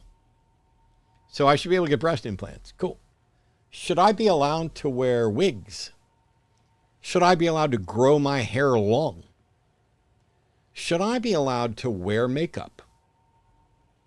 And if I wear makeup daily, whether you want to call it guy liner or whatever else, should my picture on my driver's license have my makeup on it? Or should I be required to take a picture without makeup and then required to remove any makeup I have on when I'm pulled over to verify my identity? See, here's the thing. Let's start with driver's license. What difference does it make? Why do we need a sex identifier on there? Whether you consider it sex or gender, whether you think there's 2 or 75,000, why does that need to be on my driver's license? See, what we should have is a number. Let's say a social security number. I have my social security number. And if I need to identify myself, I should be able to present my social security number, and that will pull up all the relevant government information about me, including a photograph.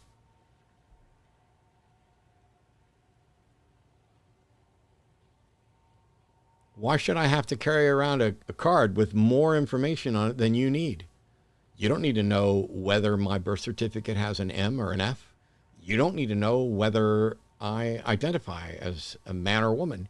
You don't need to know what my genitals are, what my chromosomes are. If you want to sample my chromosomes and put that on my government ID thing somewhere or what, I don't care. I'm not trying to hide my chromosomes or anything else. And trans people aren't claiming to be cis. People aren't lying about their chromosomes.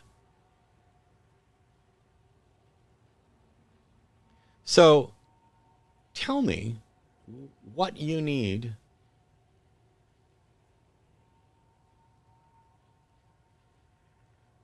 to know about someone. Should you need to see a photo to confirm that it's them? Because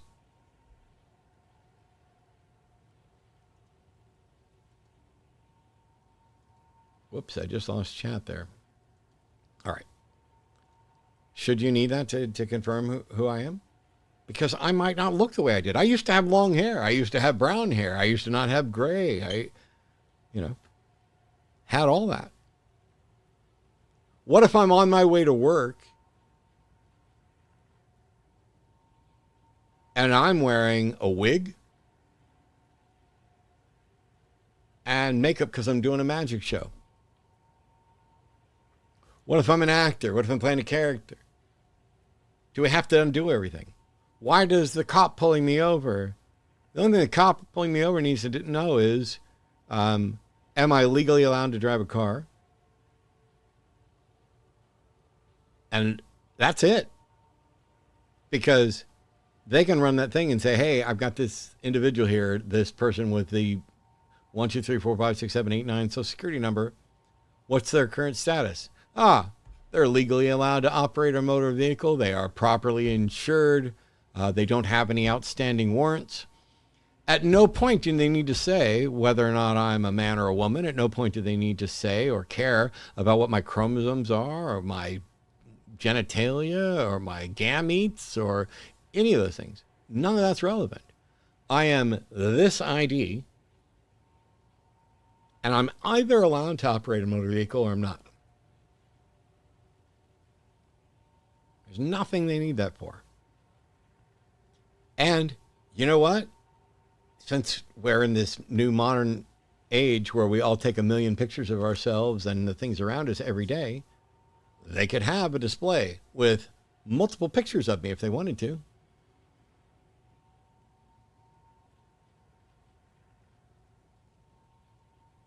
If I hand somebody a driver's license,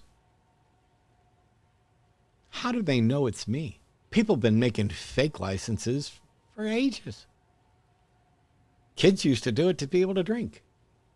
So the license itself isn't confirmation that the person handing it to you accurately matches anything on there. Somebody might say, if there's no good reason to believe there's a connection between the two, we should just not have them.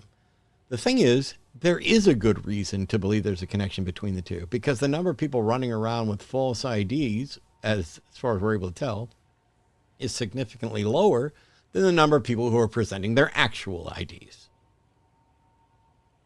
We keep gathering and collecting information and making people care about information that they don't need to care about.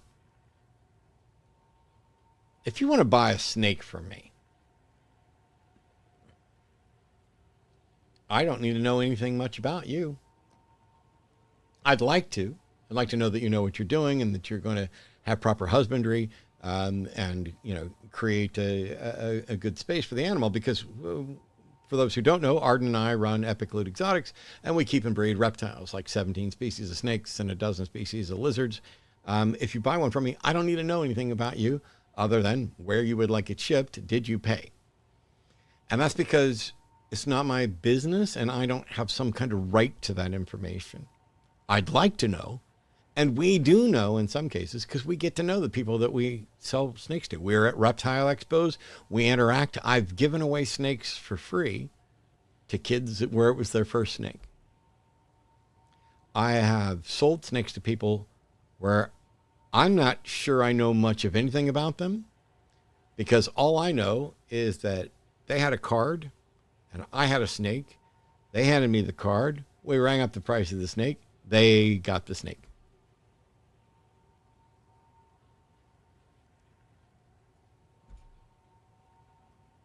We need to make a list of scenarios where someone's ID, and I don't mean their physical thing, their identity, needs to be verified, but only parts of it. I don't need to know what's on your birth certificate or your driver's license. I don't need to know what's in your pants. Doesn't make any difference. And once upon a time, we were kind of in favor of that. That's how we moved forward on queer rights and on marriage equality. We moved forward on those things by ensuring that we didn't stick our nose in where it didn't need to be. And now people are terrified of drag queens doing good because they heard a horror story. They're afraid of the boogeyman underneath the bed. They're afraid of trans folks. No reason to. They're afraid of queer folks. They're afraid of anybody who might prevent them from having the power to dictate what other people can do.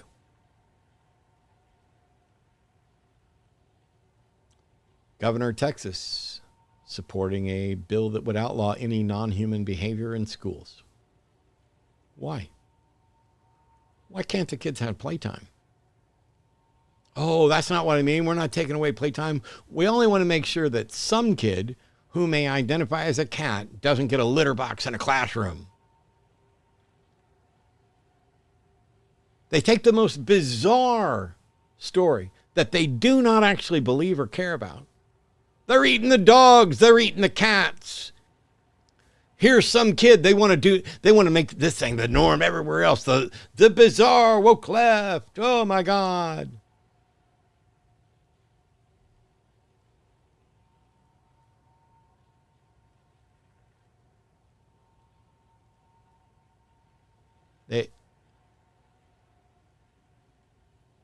They're just admitting it. There was the video footage of Trump from just the other day, basically saying, hey, don't talk about trans folks yet. Wait till we're a little closer to the election and then you can't lose. Something like that. I'm just getting secondhand information real quick. But it's just, I find this world absolutely bizarre. Let's just grab a quick map.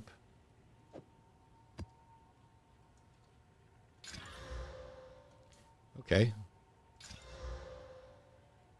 282% increased critical hit chance and a 39% increased gain, experience gain. You know what? Screw it. If we get the level, we get the level. If we get bomb dropped by a crit right off the bat, then ha ha ha, you all get to see Matt's Warrior die. It's not hardcore, so it won't make any difference. Epic Loot says Instagram. Is that on purpose? If you go...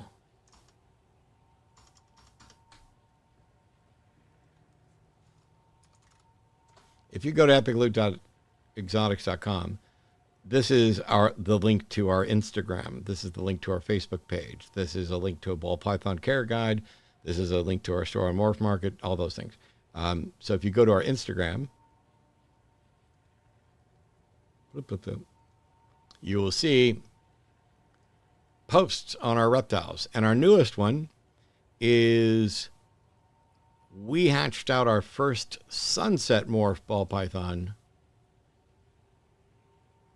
right here. This is us cutting the egg. For those who don't know, snakes that are hatched from eggs, they have egg teeth.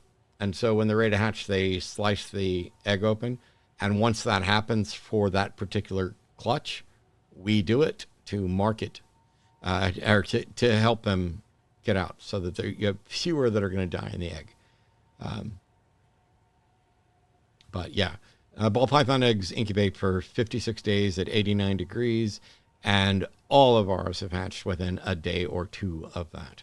And so we have just hatched out sunsets. And for those who want to see, you can go to Morph Market, you go over to traits for ball pythons, and you scroll down until you find sunset. Da-da-da-da-da. And we want visual sunsets. And I think if I set this to where it's lowest price, we should get just a visual sunset. Yeah, that's a good looking right there. That is... oh, sorry. It is the sunset. They are kind of a rust color, and then they brown out a little as they get older. But, yeah. Nope, there was me shopping for hammers earlier. Can I offer some thoughts on the Black Raven paradox? Not right now. No shit, Sherlock. You should email or something. Because... it's Saturday night. I'm almost done with the stream. I'm elevated and don't want to get into the deeper stuff on that right now. But thanks. I mean, you're free to type what you want about it, and you'll probably spark some thoughts from me that I will address. But so if you want to do that, if you want to just type what your thought was and tag me, I'll try and take a look. But today's probably not the best day for that. My apology if this question's inappropriate. We don't speak anymore, Octoghost, and I'd rather not talk about her.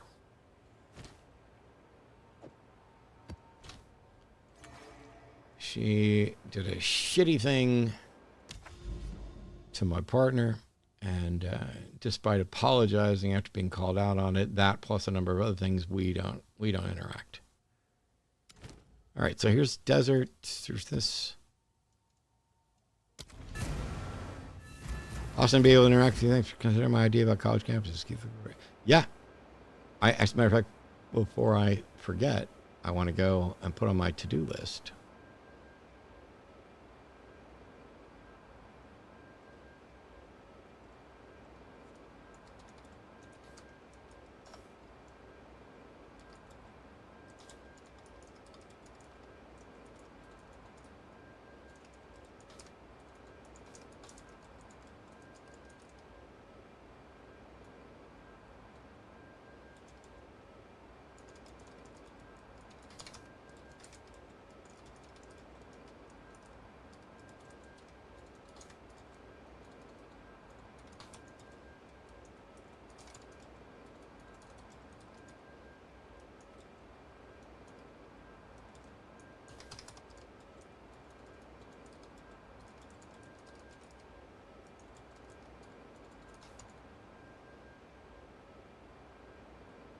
Okay. Got that in and noted. There we go. Did you ever play RuneScape? No, I did not. What's Matt's top 10 games of all time? Couldn't possibly do that list. Apologies, Matt. Thank you for your contribution. Yeah, no worries. You don't know what goes on between people that when you're not involved. There's tons of stuff in my life that, you know, most of the public aren't going to know. Hi, Matt. What about Diablo? I don't play Diablo anymore. And now for the thanks for standing up for me in last week's hangout. No problem.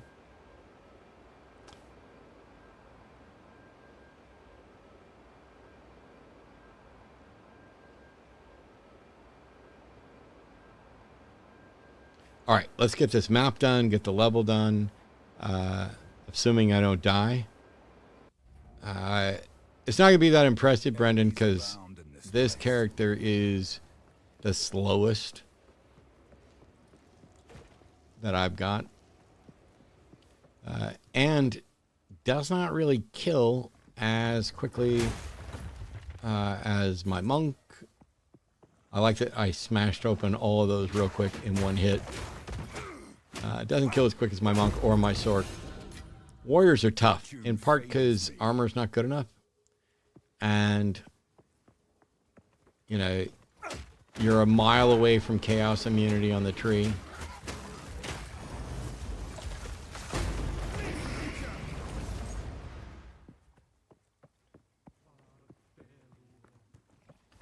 So, it's extra immunities, extra things to worry about.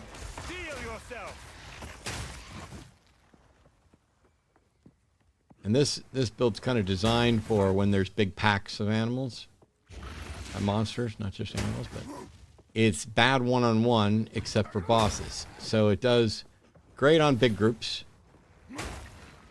It goes amazing on bosses.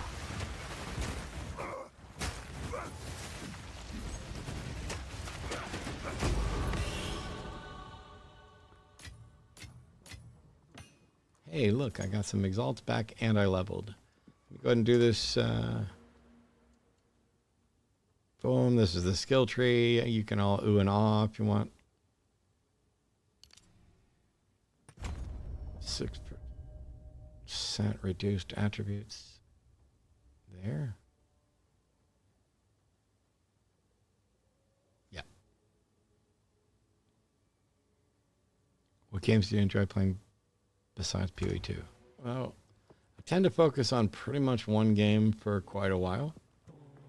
But there are some backup games that I play. I stream on Twitch.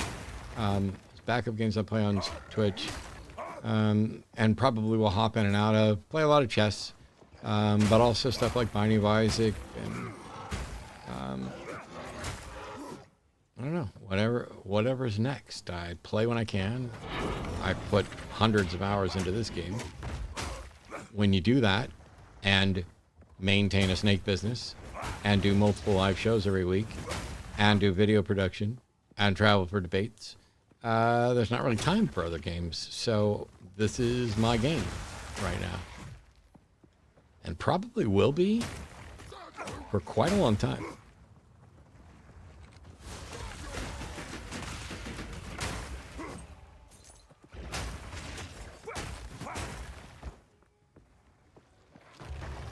I don't understand the, oh, I'm playing this and this and this and this and this and this and this. Oh, I'll switch to this. And yeah, that's not me.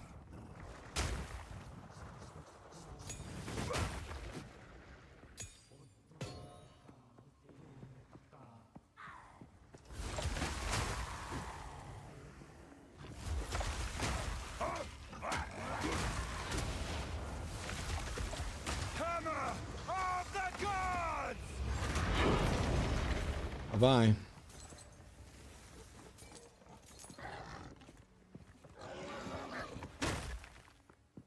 That's fun. Pew's might go back to game.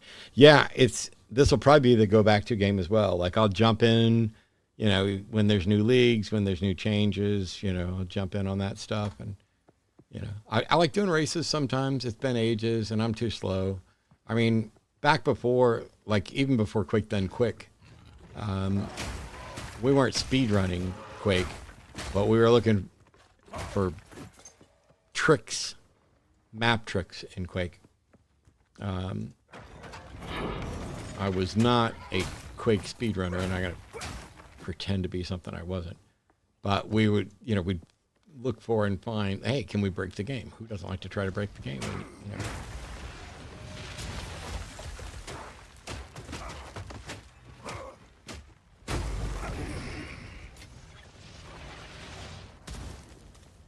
That was a long, long time ago. Do you like racing at all?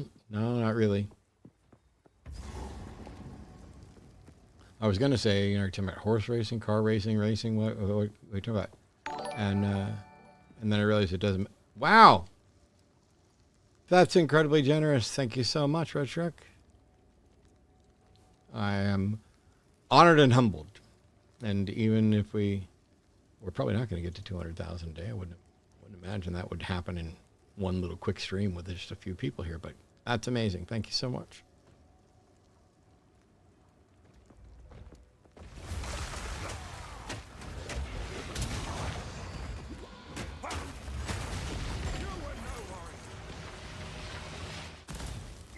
So yeah, I used Hammer of the Gods for that boss, or that rare, not really boss.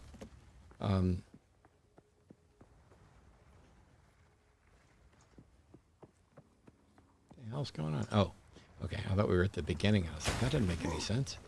So yeah, I used Hammer of Gods for that because this build works great with big group and works great with big bosses and is boring and more dangerous on sturdy single targets, a lone bad or difficult rare. That's okay though, because he leveled up pretty quickly. He's generally pretty easy to play. He's just not as much fun and not as quick as the monk or the sork. Cooldown seems to always be ready when you get to the next boss. I could do something. Yeah, you could probably go from boss to boss in the cooldown. It's 30 seconds on Hammer of the Gods, but I've got it down to just under 22.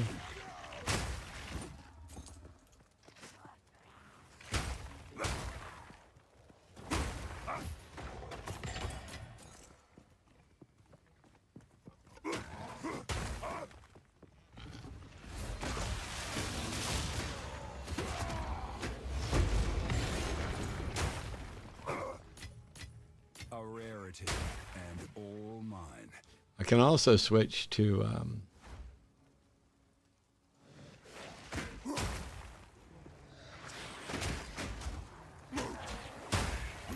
we go. I've got a secondary weapon set up that is just for Blink, but that's, I mean, I can do it, but I'd like it better if I could tie it directly to the spacebar button. Because, I'll show you in a second, PoE2 is really great about this. They give you 2 complete weapon sets, and you can swap back and forth between them at whatever the weapon swap interval is. And you can have completely different setups tied to the 2 weapons. So weapon set 1 right now is this big 2-handed mace that I'm using with one hand, and this shield. And this setup has just a focus with big cast speed and some int, and a wand with big cast speed, because when I'm here, some of these skills, like Blink, are only tied to weapon set 2. And that means you could also maybe put on something that, you know, like as a way to regen life, whatever, when you're down. And then other skills, like Berserk, is only tied to weapon set 1, so it's not currently active. I can switch weapon sets just by pushing the switch weapon set key. When I am with the wand, so when I'm not with the wand, pressing the spacebar does a dodge roll. When I have Blink, Blink is a buff that turns my dodge roll into a teleport. So if you're trying to do quick runs, that's the way you can do it.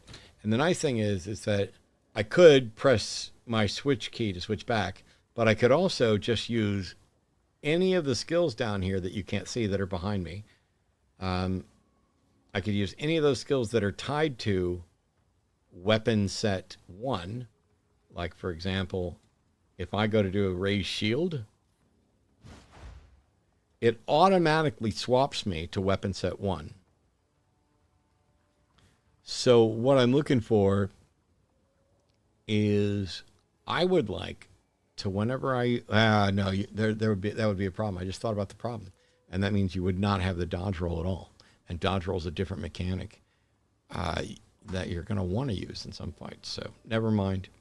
I have to get used to manually switching and doing it. Matt, do you think we're entering a technocracy? I think we're entering and are in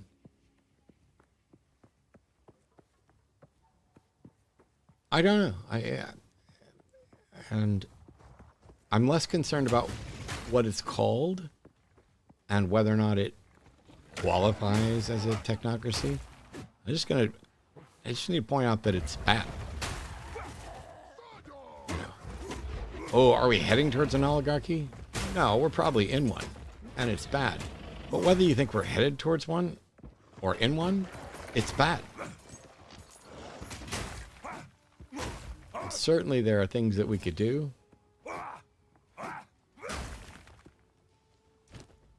But sometimes I don't really care that much about whether or not it just A, qualify as B. It kind of gets back to the same thing I was talking about with regard to, you know, set theory. I'm getting ready to do a set theory, but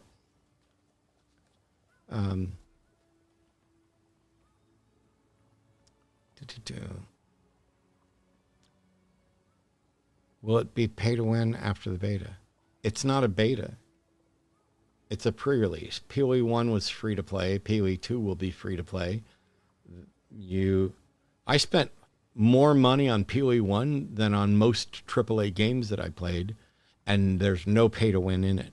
It is done exceptionally well, where the types of things that you're going to pay for are cosmetic things, but also things like more banks, more storage space, and more premium storage space, and the ability to, you know, list things for sale. Well, the one thing it's missing is a proper auction house, but yeah, that's it. You pay for inventory.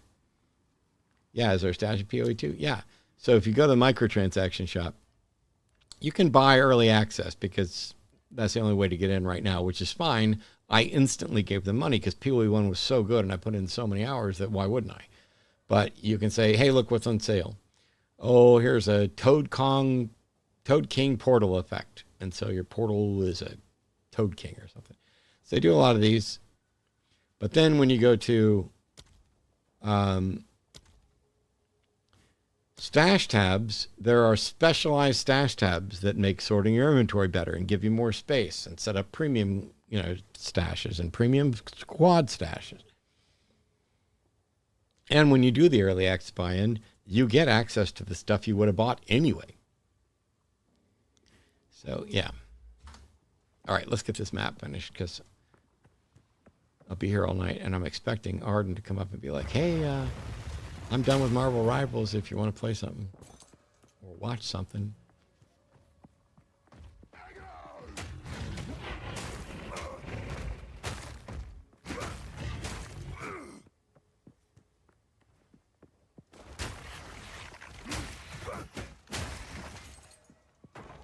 I should just run and spawn all that crap and drag it until there's a bunch of them.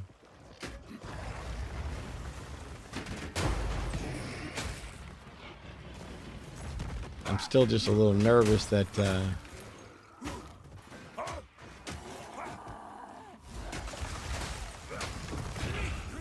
oh, yeah, we completed the map.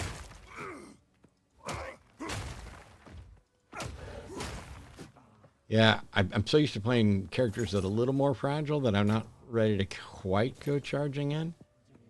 But also, I don't have the biggest life pool or defense. I got no life regen right now. So I'm either leeching it. What do you think about Left 4 Dead 2? It was a good game. Or Left 4 Dead. I know I played Left 4 Dead. I can't remember if I played Left 4 Dead 2.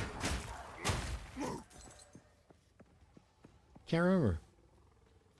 Same pretty zone, especially with increased crits against. Yeah. Have I tried the monk class? Yeah, the monk's my favorite so far. I've got a 92 monk, I think. When I finish this character, before we go on to other stuff, I'll show you the other characters real quick. But yeah, I've got a witch that's like, I don't know, 66, 67, something like that. I got her through the campaign and into maps, but it was my own build and it was my first character. And so that just gave me the, hey, you managed to beat the game on your own. So now you can use builds other people come up with so you don't have to reinvent the wheel. And so I played a monk up to 92. Then used the proceeds from the monk to build up a spark sork that I played up to 90 or 91. I honestly don't remember where she's at. 29 monsters left. Come out wherever you are. And then after the sork, I made this. So basically I level things up to 90. And then I go on to the next one because this just came out in December. And what I'm trying to do is let me do this for all classes so I can find out which one I like best, which one's going to be best for races, which one's more fun to play, which one's better for farming. Whoops. Come down. Oh, it's map complete. I can just leave it. Which one's better for mapping? Which one's better for bossing? Because I haven't done a lot with... I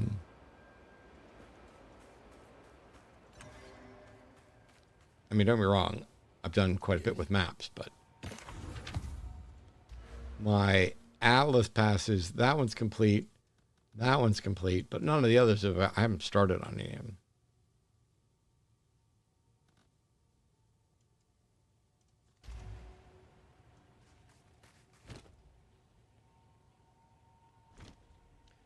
Okay, let me get this gear sorted. So for example, here's my stash tab. I've got like 46 premium tabs. Some of them are sorted into things. Like for example, Here's where I'm selling. This is for 20 divines. These are for 10, 2, 1 divine. And so somebody shops on Pee-wee Trade, and they'll find this weapon right here, and they'll be like, ooh, I want to buy that weapon you got for 1 divine. And I'll be like, all right, here we go. Boom. And then I have the special tabs in here, like this is a currency tab. This is for essences. This keeps skill gems, various currencies, and delirium. Kind of more in-game stuff. So, luckily, you can set tab affinity. So when I click the Exalted Orb, it's going to go up there. And when I click the maps, the waystone here, it's going to go to the maps tab. Okay, that is not what, that doesn't have a, if anything that doesn't have an affinity to set goes somewhere else.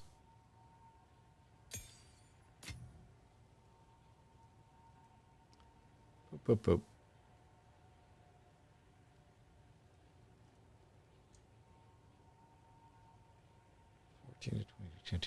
I've got a Trefina that's really good. Right there. 14 to 23, 10 attack speed. 14, 22, 10 attack speed. So it's not much difference. And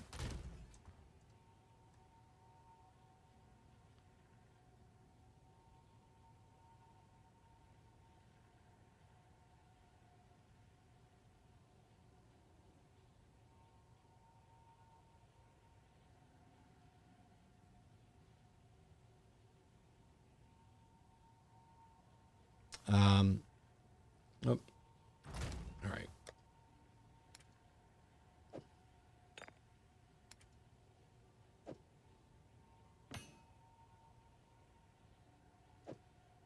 So we're going to craft that real quick. That's nothing. That's nothing. That's nothing. This going to the precursor tablets.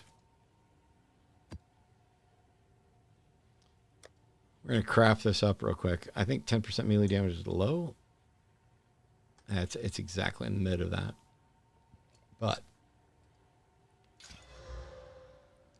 okay, we'll stop there because I don't need any gems with minion stuff on it just yet. So I'm not going to do any extra crafting on that one.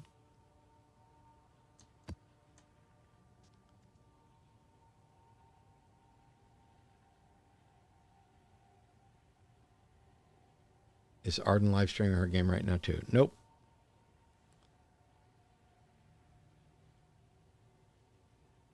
I identify as your God. You must now address me as my Holy One. That's not how it works at all, Mega Bobson. Like literally everything in your statement is wrong.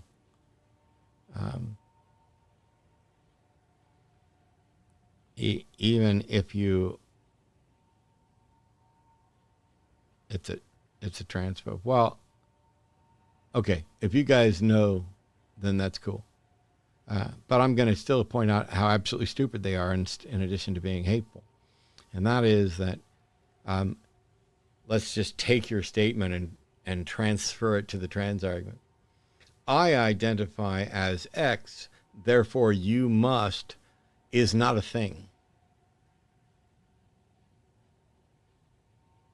There is no imperative or motivation. You are free to think that any person who identifies as whatever is whatever you think they are. Nobody gives a fuck what you think.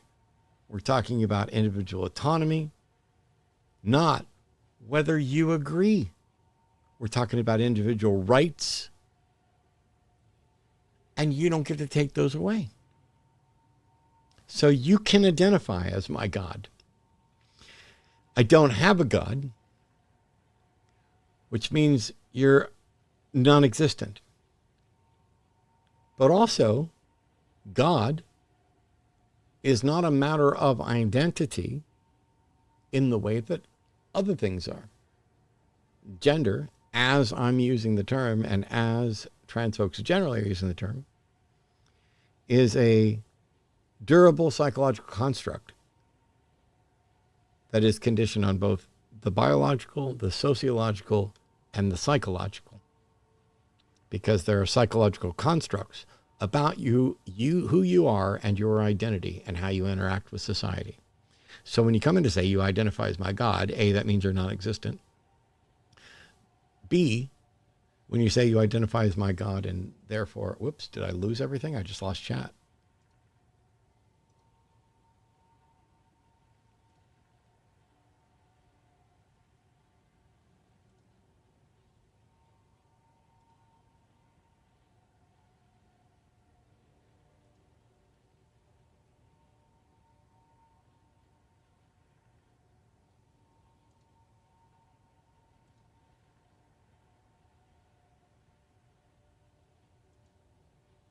Okay. I lost chat in Streamlabs that I'm using to restream, but I pulled the video up so I can see it. I'm almost done anyway. It's a lot of jewels, but it's because I haven't sorted them. I don't have enough time to play this many characters and then sort stuff as well. So,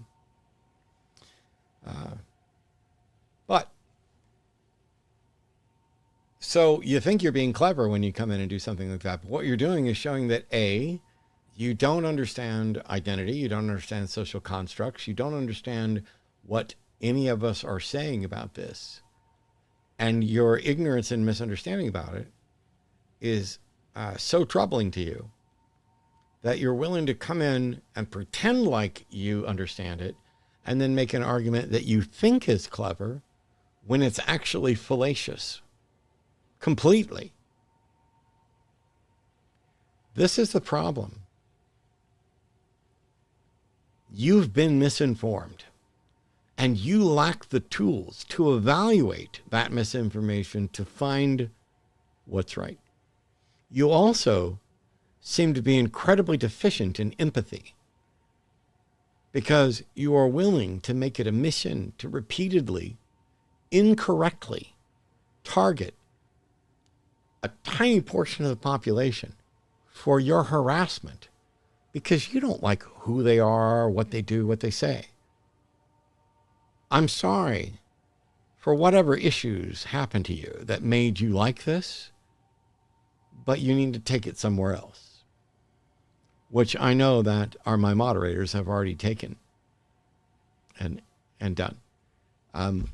I'm absolutely willing and eager to engage with people that I don't agree with. That's what I've done for 20 some odd years on numerous call-in shows and in countless debates. But what I'm not going to do is continue to waste time with liars like Andrew Wilson. We booked a debate. It was supposed to be about topic A. He said he could concede my entire worldview, just needed me to explain how a man could get pregnant, and then mocked trans people unaliving. So I walked out because I'm not going to reward liars. If Andrew wanted a debate on that subject, he could have booked a debate on that subject. I'm happy to debate trans rights issues. I'm not the right person to do it, both for the optics and for the expertise.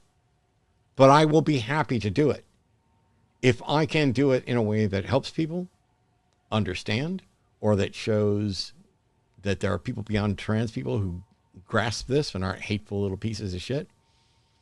But Andrew Wilson is, these are just straight up fascists. And modern day debates is just running around doing clickbait Jerry Springer debates, and I won't be a part of it anymore after they repeatedly saddled me with liars who would try to change the debate topic. I don't need that. So on this very channel, we'll be having a debate in April.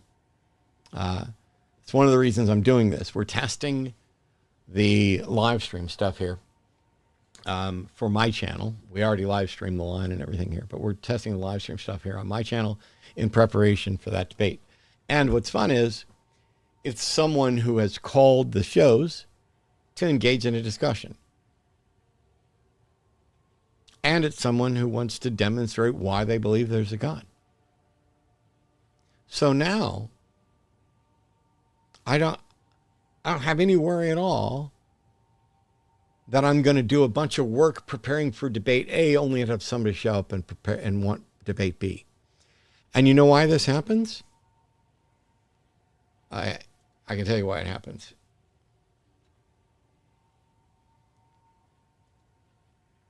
It happens because most all of my debate opponents make it about me. I'm the target, not the arguments, not the evidence, not the subject they agreed to debate. I'm the target. It's about me. Well, Matt thinks this. Not relevant. The subject is there good reason to believe in a God? If that's the subject of the debate, everything you bring up about me, what I think, my personal life, has nothing to do with the debate. But this is why we created the N-Boss show, because all these guys were like, oh, I want to debate Dillahunty. And then people would come in and they'd be like, Matt, who do you want to debate? I don't care. Because I'm not there to debate a person. I'm there to debate a subject. And I did my homework and I did my preparation and I showed up. It's my job. I get paid to do that.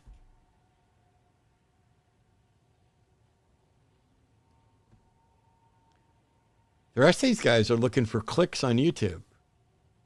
And they have been from the beginning. And by the way, so are some of the secular content creators that you all like.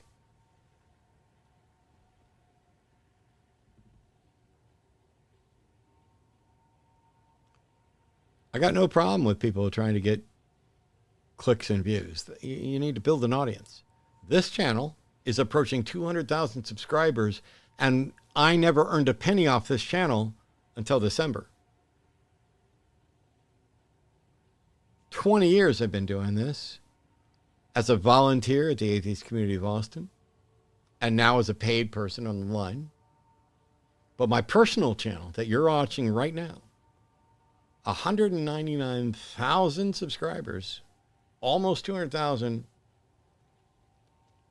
one monetized. YouTube's hiding it. There's a reason there's only 146 people watching right now when I have 199,000 subscribers. And it's because YouTube's not even telling my subscribers Matt's live. Or they looked at the title Godless Gaming and said, yeah, I'm not going to worry about that. Probably be more people here if I titled it I Found Jesus, live Q&A. But I haven't, and I don't want to. It's strange to me. Well, we'll stay away from some of the other stuff like Apostate Prophet's recent faith-based conversion, tossing out any consideration of evidence or, hey, look, I just got a sub.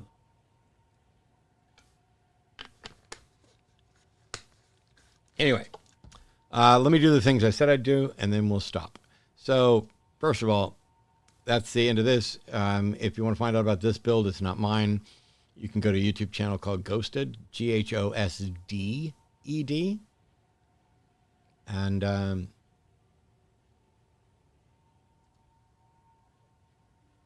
that's the guy that put together this build.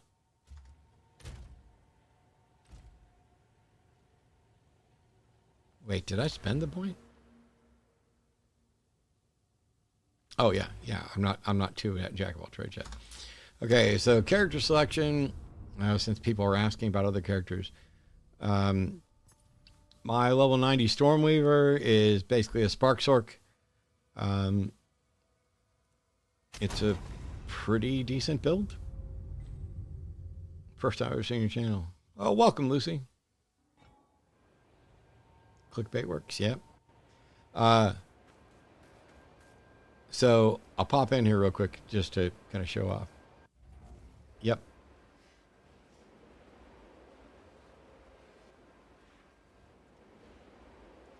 So this is my 90 Stork.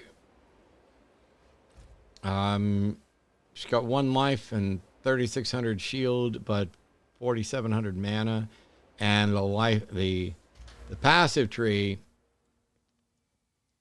is right there. Which time worn did I get her? Or time lost? Small passives, get cold resist. Yeah, there's several things I need to tweak with her. But max resist, by and large, all this stuff set up. You come out here to get chaos inoculation. You come over here to get mind over matter, so that the damage taken from life before, or damage taken from mana before life. And then here, this converts all energy shield to mana. But you're saying, hey, why do you still have energy shield if you took Eldritch Battery, which converts all energy shield to mana? If you look, when it says converts, it says it converts A to B, so energy shield to mana, applies the base value of A to stat B. The converted stat scales with percentage modifiers to stat B, but not with percentage modifiers to stat A. So whatever my base energy shield is, that gets converted to mana. Then anything I have that boosts the energy shield stays as energy shield. So you won't see any deaths in here. But what I end up, because I already killed everything, what I got build-wise is just a 5-star spark, or 5-slot spark, and I'm running Archmage and cast on shock for bosses primarily, where we're casting lightning conduit, impetus, elemental focus, and energy retention. There we go. So here we go. That electricity fills out, just takes absolutely everything out. And when I got to take out bosses, I drop Sigil, throw out a couple orbs, and boom goes the dynamite. Shit just explodes. I also have flame wall. Whoops. Also have flame wall I can put up if I want to.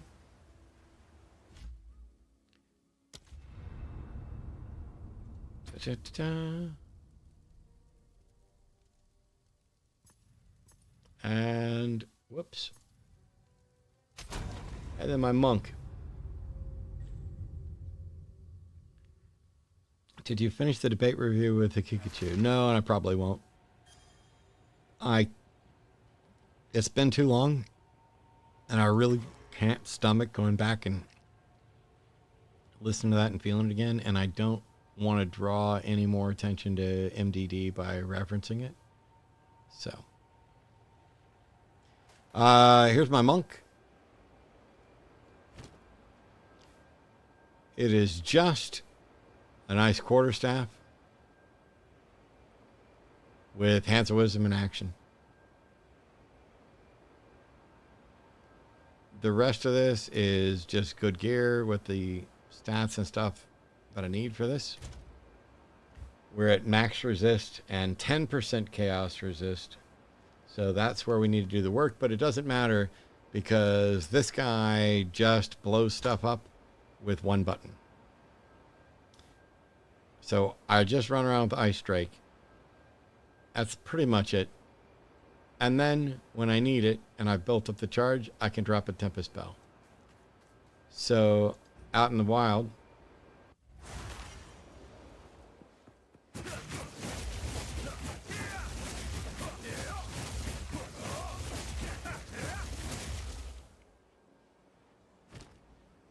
what this does is I have Herald of Ice and Herald of Thunder.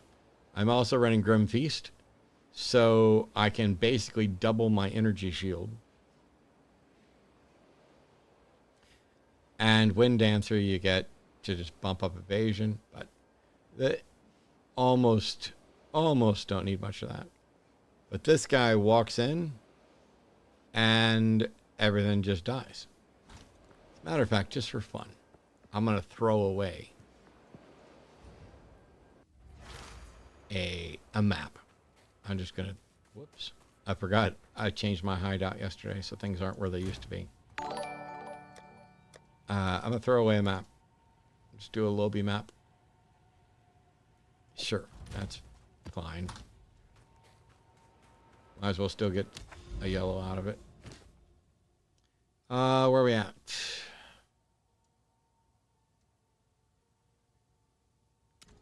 Yeah, okay. You'll see it's been a while since I played the monk, like a month or so. But you'll see the overall difference if you were here watching the warrior in like clear speed and all that stuff.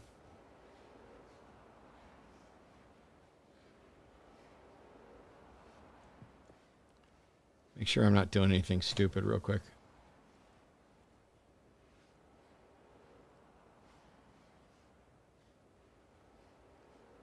Dash and apply that. Okay. Yes. Okay. So all you got to do is attack. And the skill tree on this for the monk, we convert all energy charges to power charges, and then yes, and then we use the power charges to charge up our staff.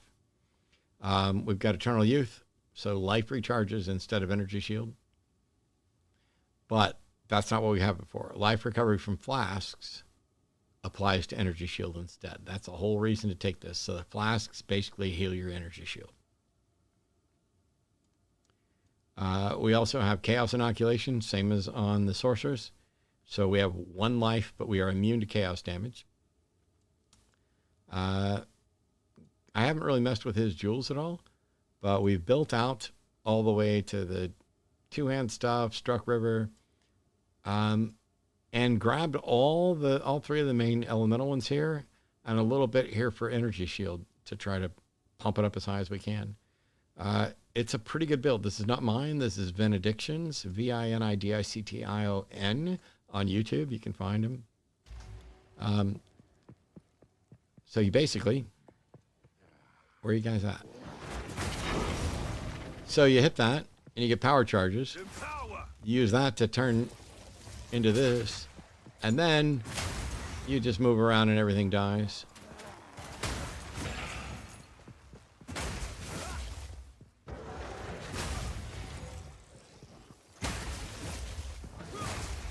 It is a more consistent way of exploding things than the warrior currently is, because we're using Herald of Ice and Herald of Thunder, and we are crossing them so that the ice, Herald of Ice is supported by lightning gems a little bit, and Herald of Thunder is supported by cold gems. So they're basically triggering each other.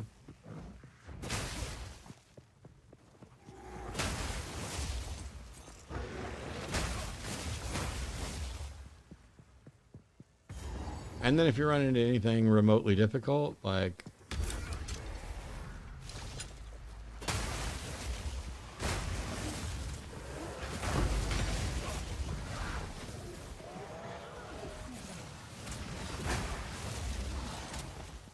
you can always just drop a temple bell.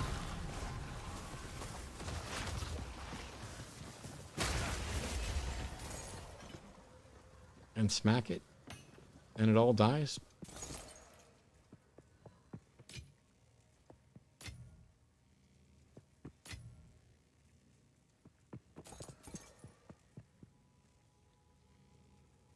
One thing to note, this is not an ability tree, it's a passive skill tree. Yeah, your abilities come from gems. Yeah. So here's the various gems. Grim Feast is right here, describes what it does, and then it has support gems. Tempest Bell and its support gems. So my monk's got a 5-slot Ice Drake and a 5-slot Tempest Bell. And even though Ice Drake, granted, Ice Drake lists at 62,000. Once you get Charge Staff, it's bigger. And Tempest Bell lists at 8,000, but because of the way it works, all that stuff just scales and blows up. But this is, so far, my favorite of the 3, in the sense that it's incredibly easy and fast. Matter of fact, I'm a little irritated that I picked this map instead of like a big all-open desert one where there are, maybe big groups of mobs to kill.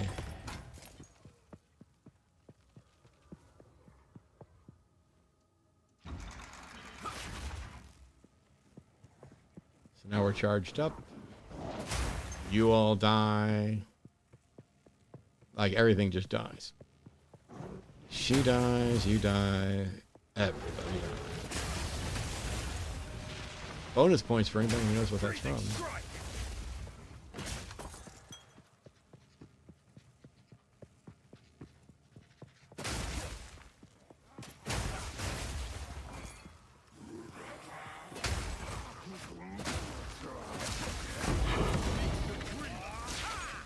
So that's the whole map.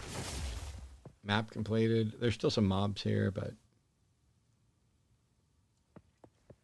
So yeah, for those with questions about this, you have a limited number of these, although you can get a ring that lets you add an extra one. Some of them automatically come with your gear. So like if you got a quarterstaff, you have this set here with the base quarterstaff attack. But your individual skill gems are here. They're supported by these. And then the sockets on your gear are for other things. And like you can socket them with physical damage. Like I can't believe. So I need to get at some point a better staff for this guy. And then corrupt this one and see if I can get a third socket on it to do another 20,000. But yeah, that's the monk.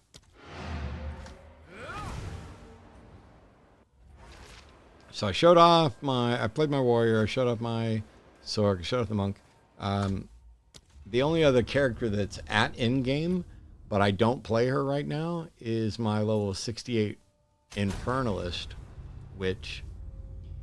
And she was my first character. This is my build. I barely remember it. But it got me through to the end game, and I will probably be rebuilding her at some point in the future. She's only got 2 ascension things.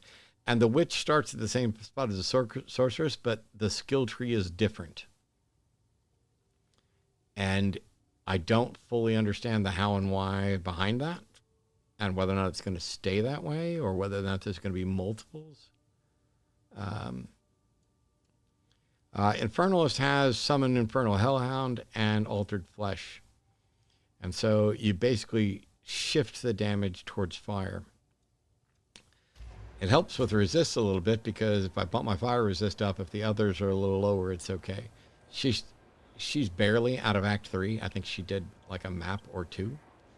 And this is just completely my build. So it's self-found. And so she's using 4 skeletal reavers, 4 skeletal snipers, Grim Feast, which this is where I discovered how great Grim Feast was, Flame Wall, and Skeletal Cleric. I don't remember the specifics. This is a mistake.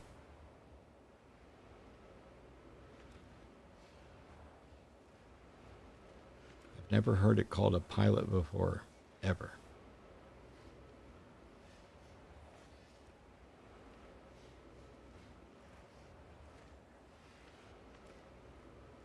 The quote was from Heavy Metal. Good job, Lobo.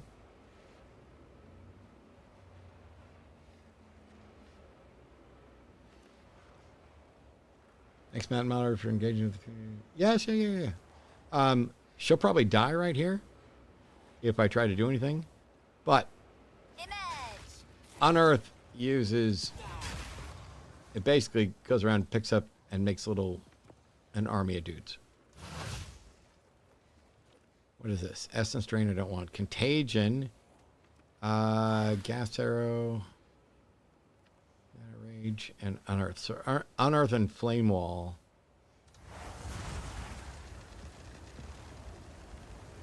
Oh, I know what's wrong. Okay, we're not going to play her at all. I took gems and stuff off of her, because after I got her done, I wanted to make that other character, so I borrowed stuff. I don't even think... Okay, she at least has all the gear that she had.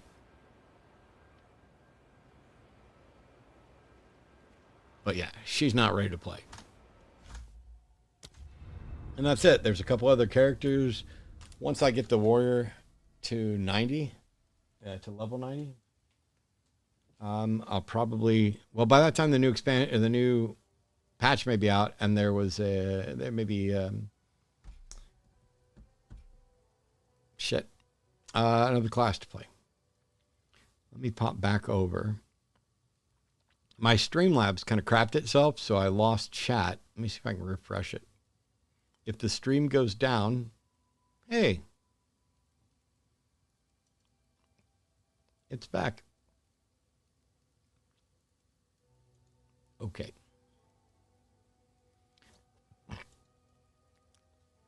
Let's check my channel dashboard. 199,509 subscribers.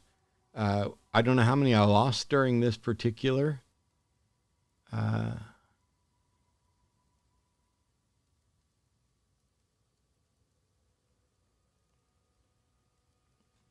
somewhere there's a place where I can go look at the stats on the live, but I've never really done the live, so I don't really know. Here we go.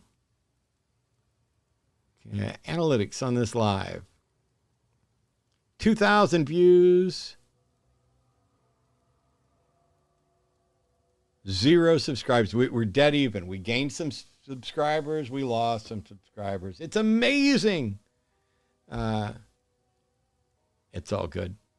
I mainly just was going to hang out a little bit this evening. I'm almost done. I'm going to... let me get back on the Warrior. 199,000 subscribers, 199 watching. See? If y'all just go get, 1,000 friends, and they get 1,000. All right. So, for those who don't know, I'm going to end the stream here real quick. I stream on Twitch more often. I'm streaming on YouTube a little bit because we're doing some testing, because we're going to be doing a debate here on this channel. Hey, look, I got my NanoCon shirt on, or one of them. We're going to be doing some debates on this channel soon. And I just, we're close to 200,000. Like to occasionally hang out with people. And you know what? You guys have been great. Like, I know there's not a ton of people here, but I don't know, and Colossia and others can tell me how many outright trolls they had to ban because I wasn't playing that, or I wasn't paying attention to that. But it seemed like pretty good night and pretty fun. I think probably the next time I do a live, it won't be a gaming live.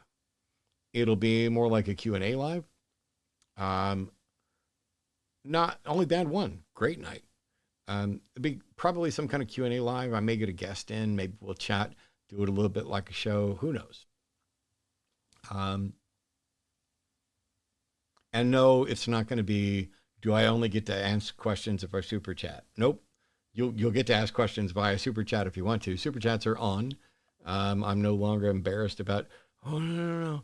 Yeah, sure. If you want to donate by super chat, go right ahead. I'll definitely take questions from super chats, but that's not going to be a requirement.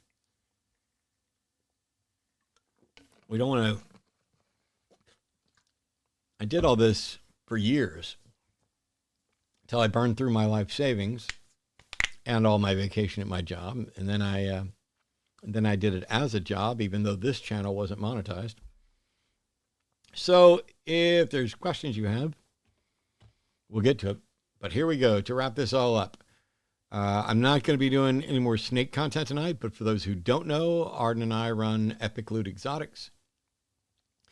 We work with 17 species of snakes and 12 species of reptiles and a few other things as well. So if you're into that, you can subscribe to that channel and look for more information there.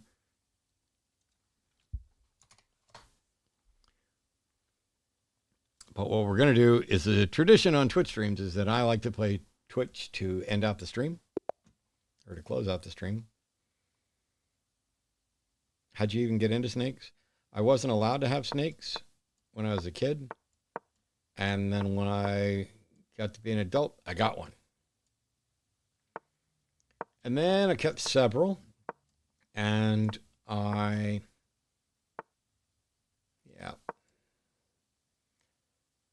I kept several, and I wanted to breed the snakes, but I had roommates. My roommates were not as keen on having a bunch of rodents and stuff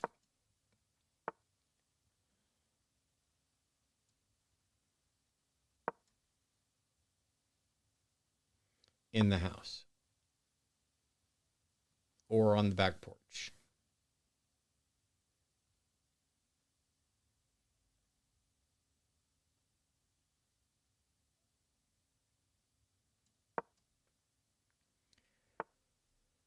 Oh, I got a little out of sorts here. I'm not quite sure what to do. Oh, you had a great move there.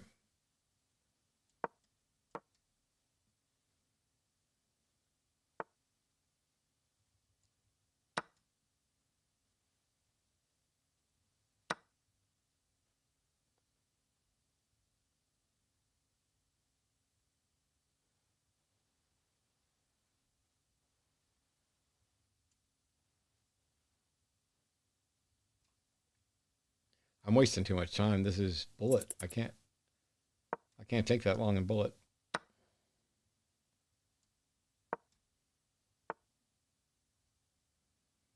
Not even completely sure what I just lost, but we're going to make some adjustments here.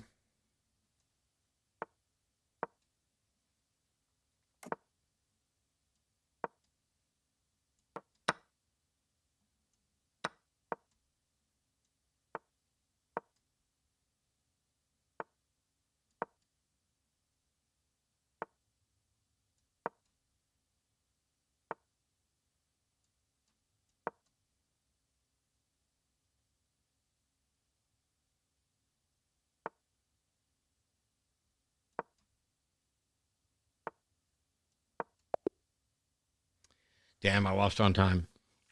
I play so bad, so bad. Oh, I'm really terrible.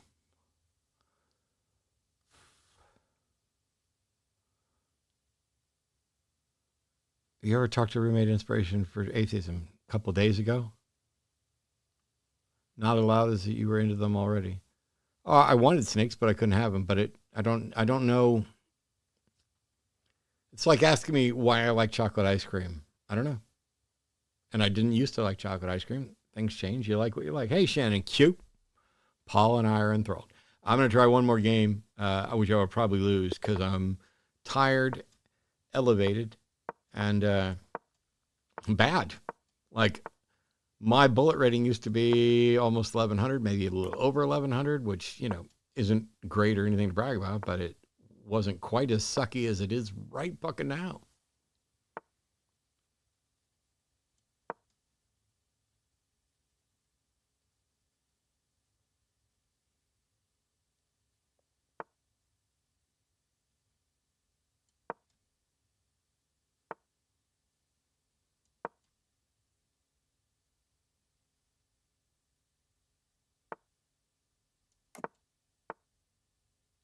Yeah, I knew you were going to do that. Don't care.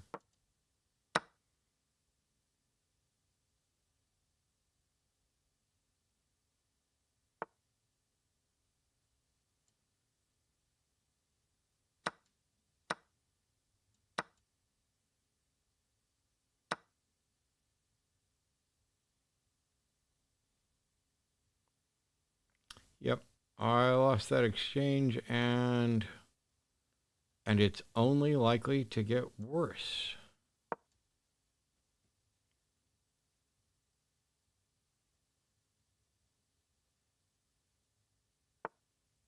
But I got a little bit of trick right here.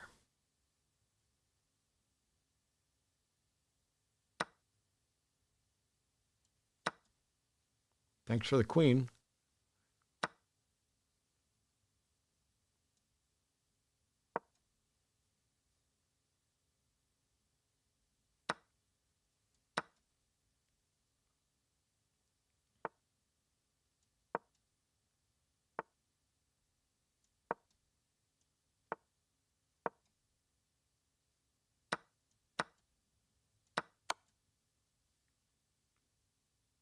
Whoops.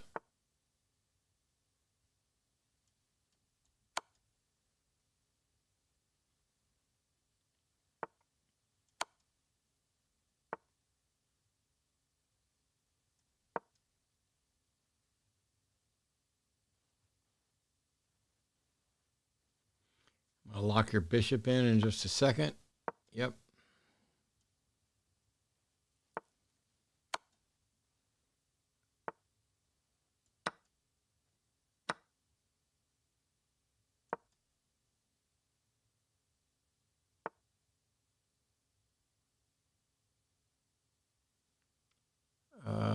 That's fine.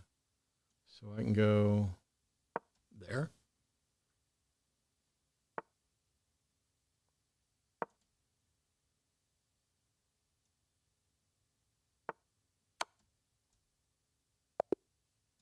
Yeah.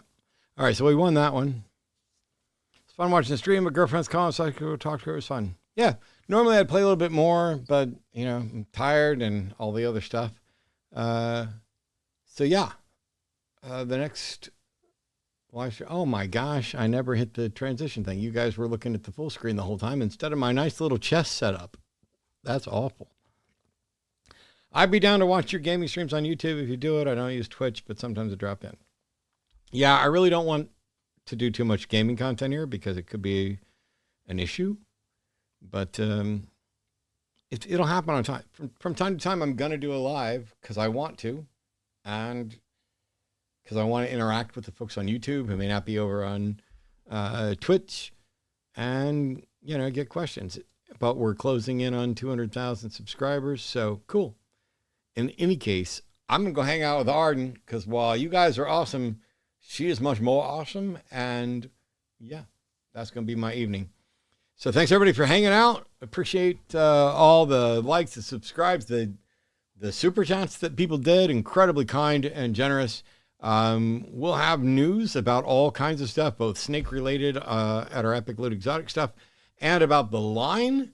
Don't forget to tune in tomorrow. I'll be doing the Sunday show on the line at 2 p.m. Central. I believe that tomorrow it is me. I don't know the schedule. I'm terrible. It'll be somebody cool and somebody cooler than me because that's the way it is every Sunday at 2. So in that sense, y'all come have a good time. Thanks again, everybody. Good night.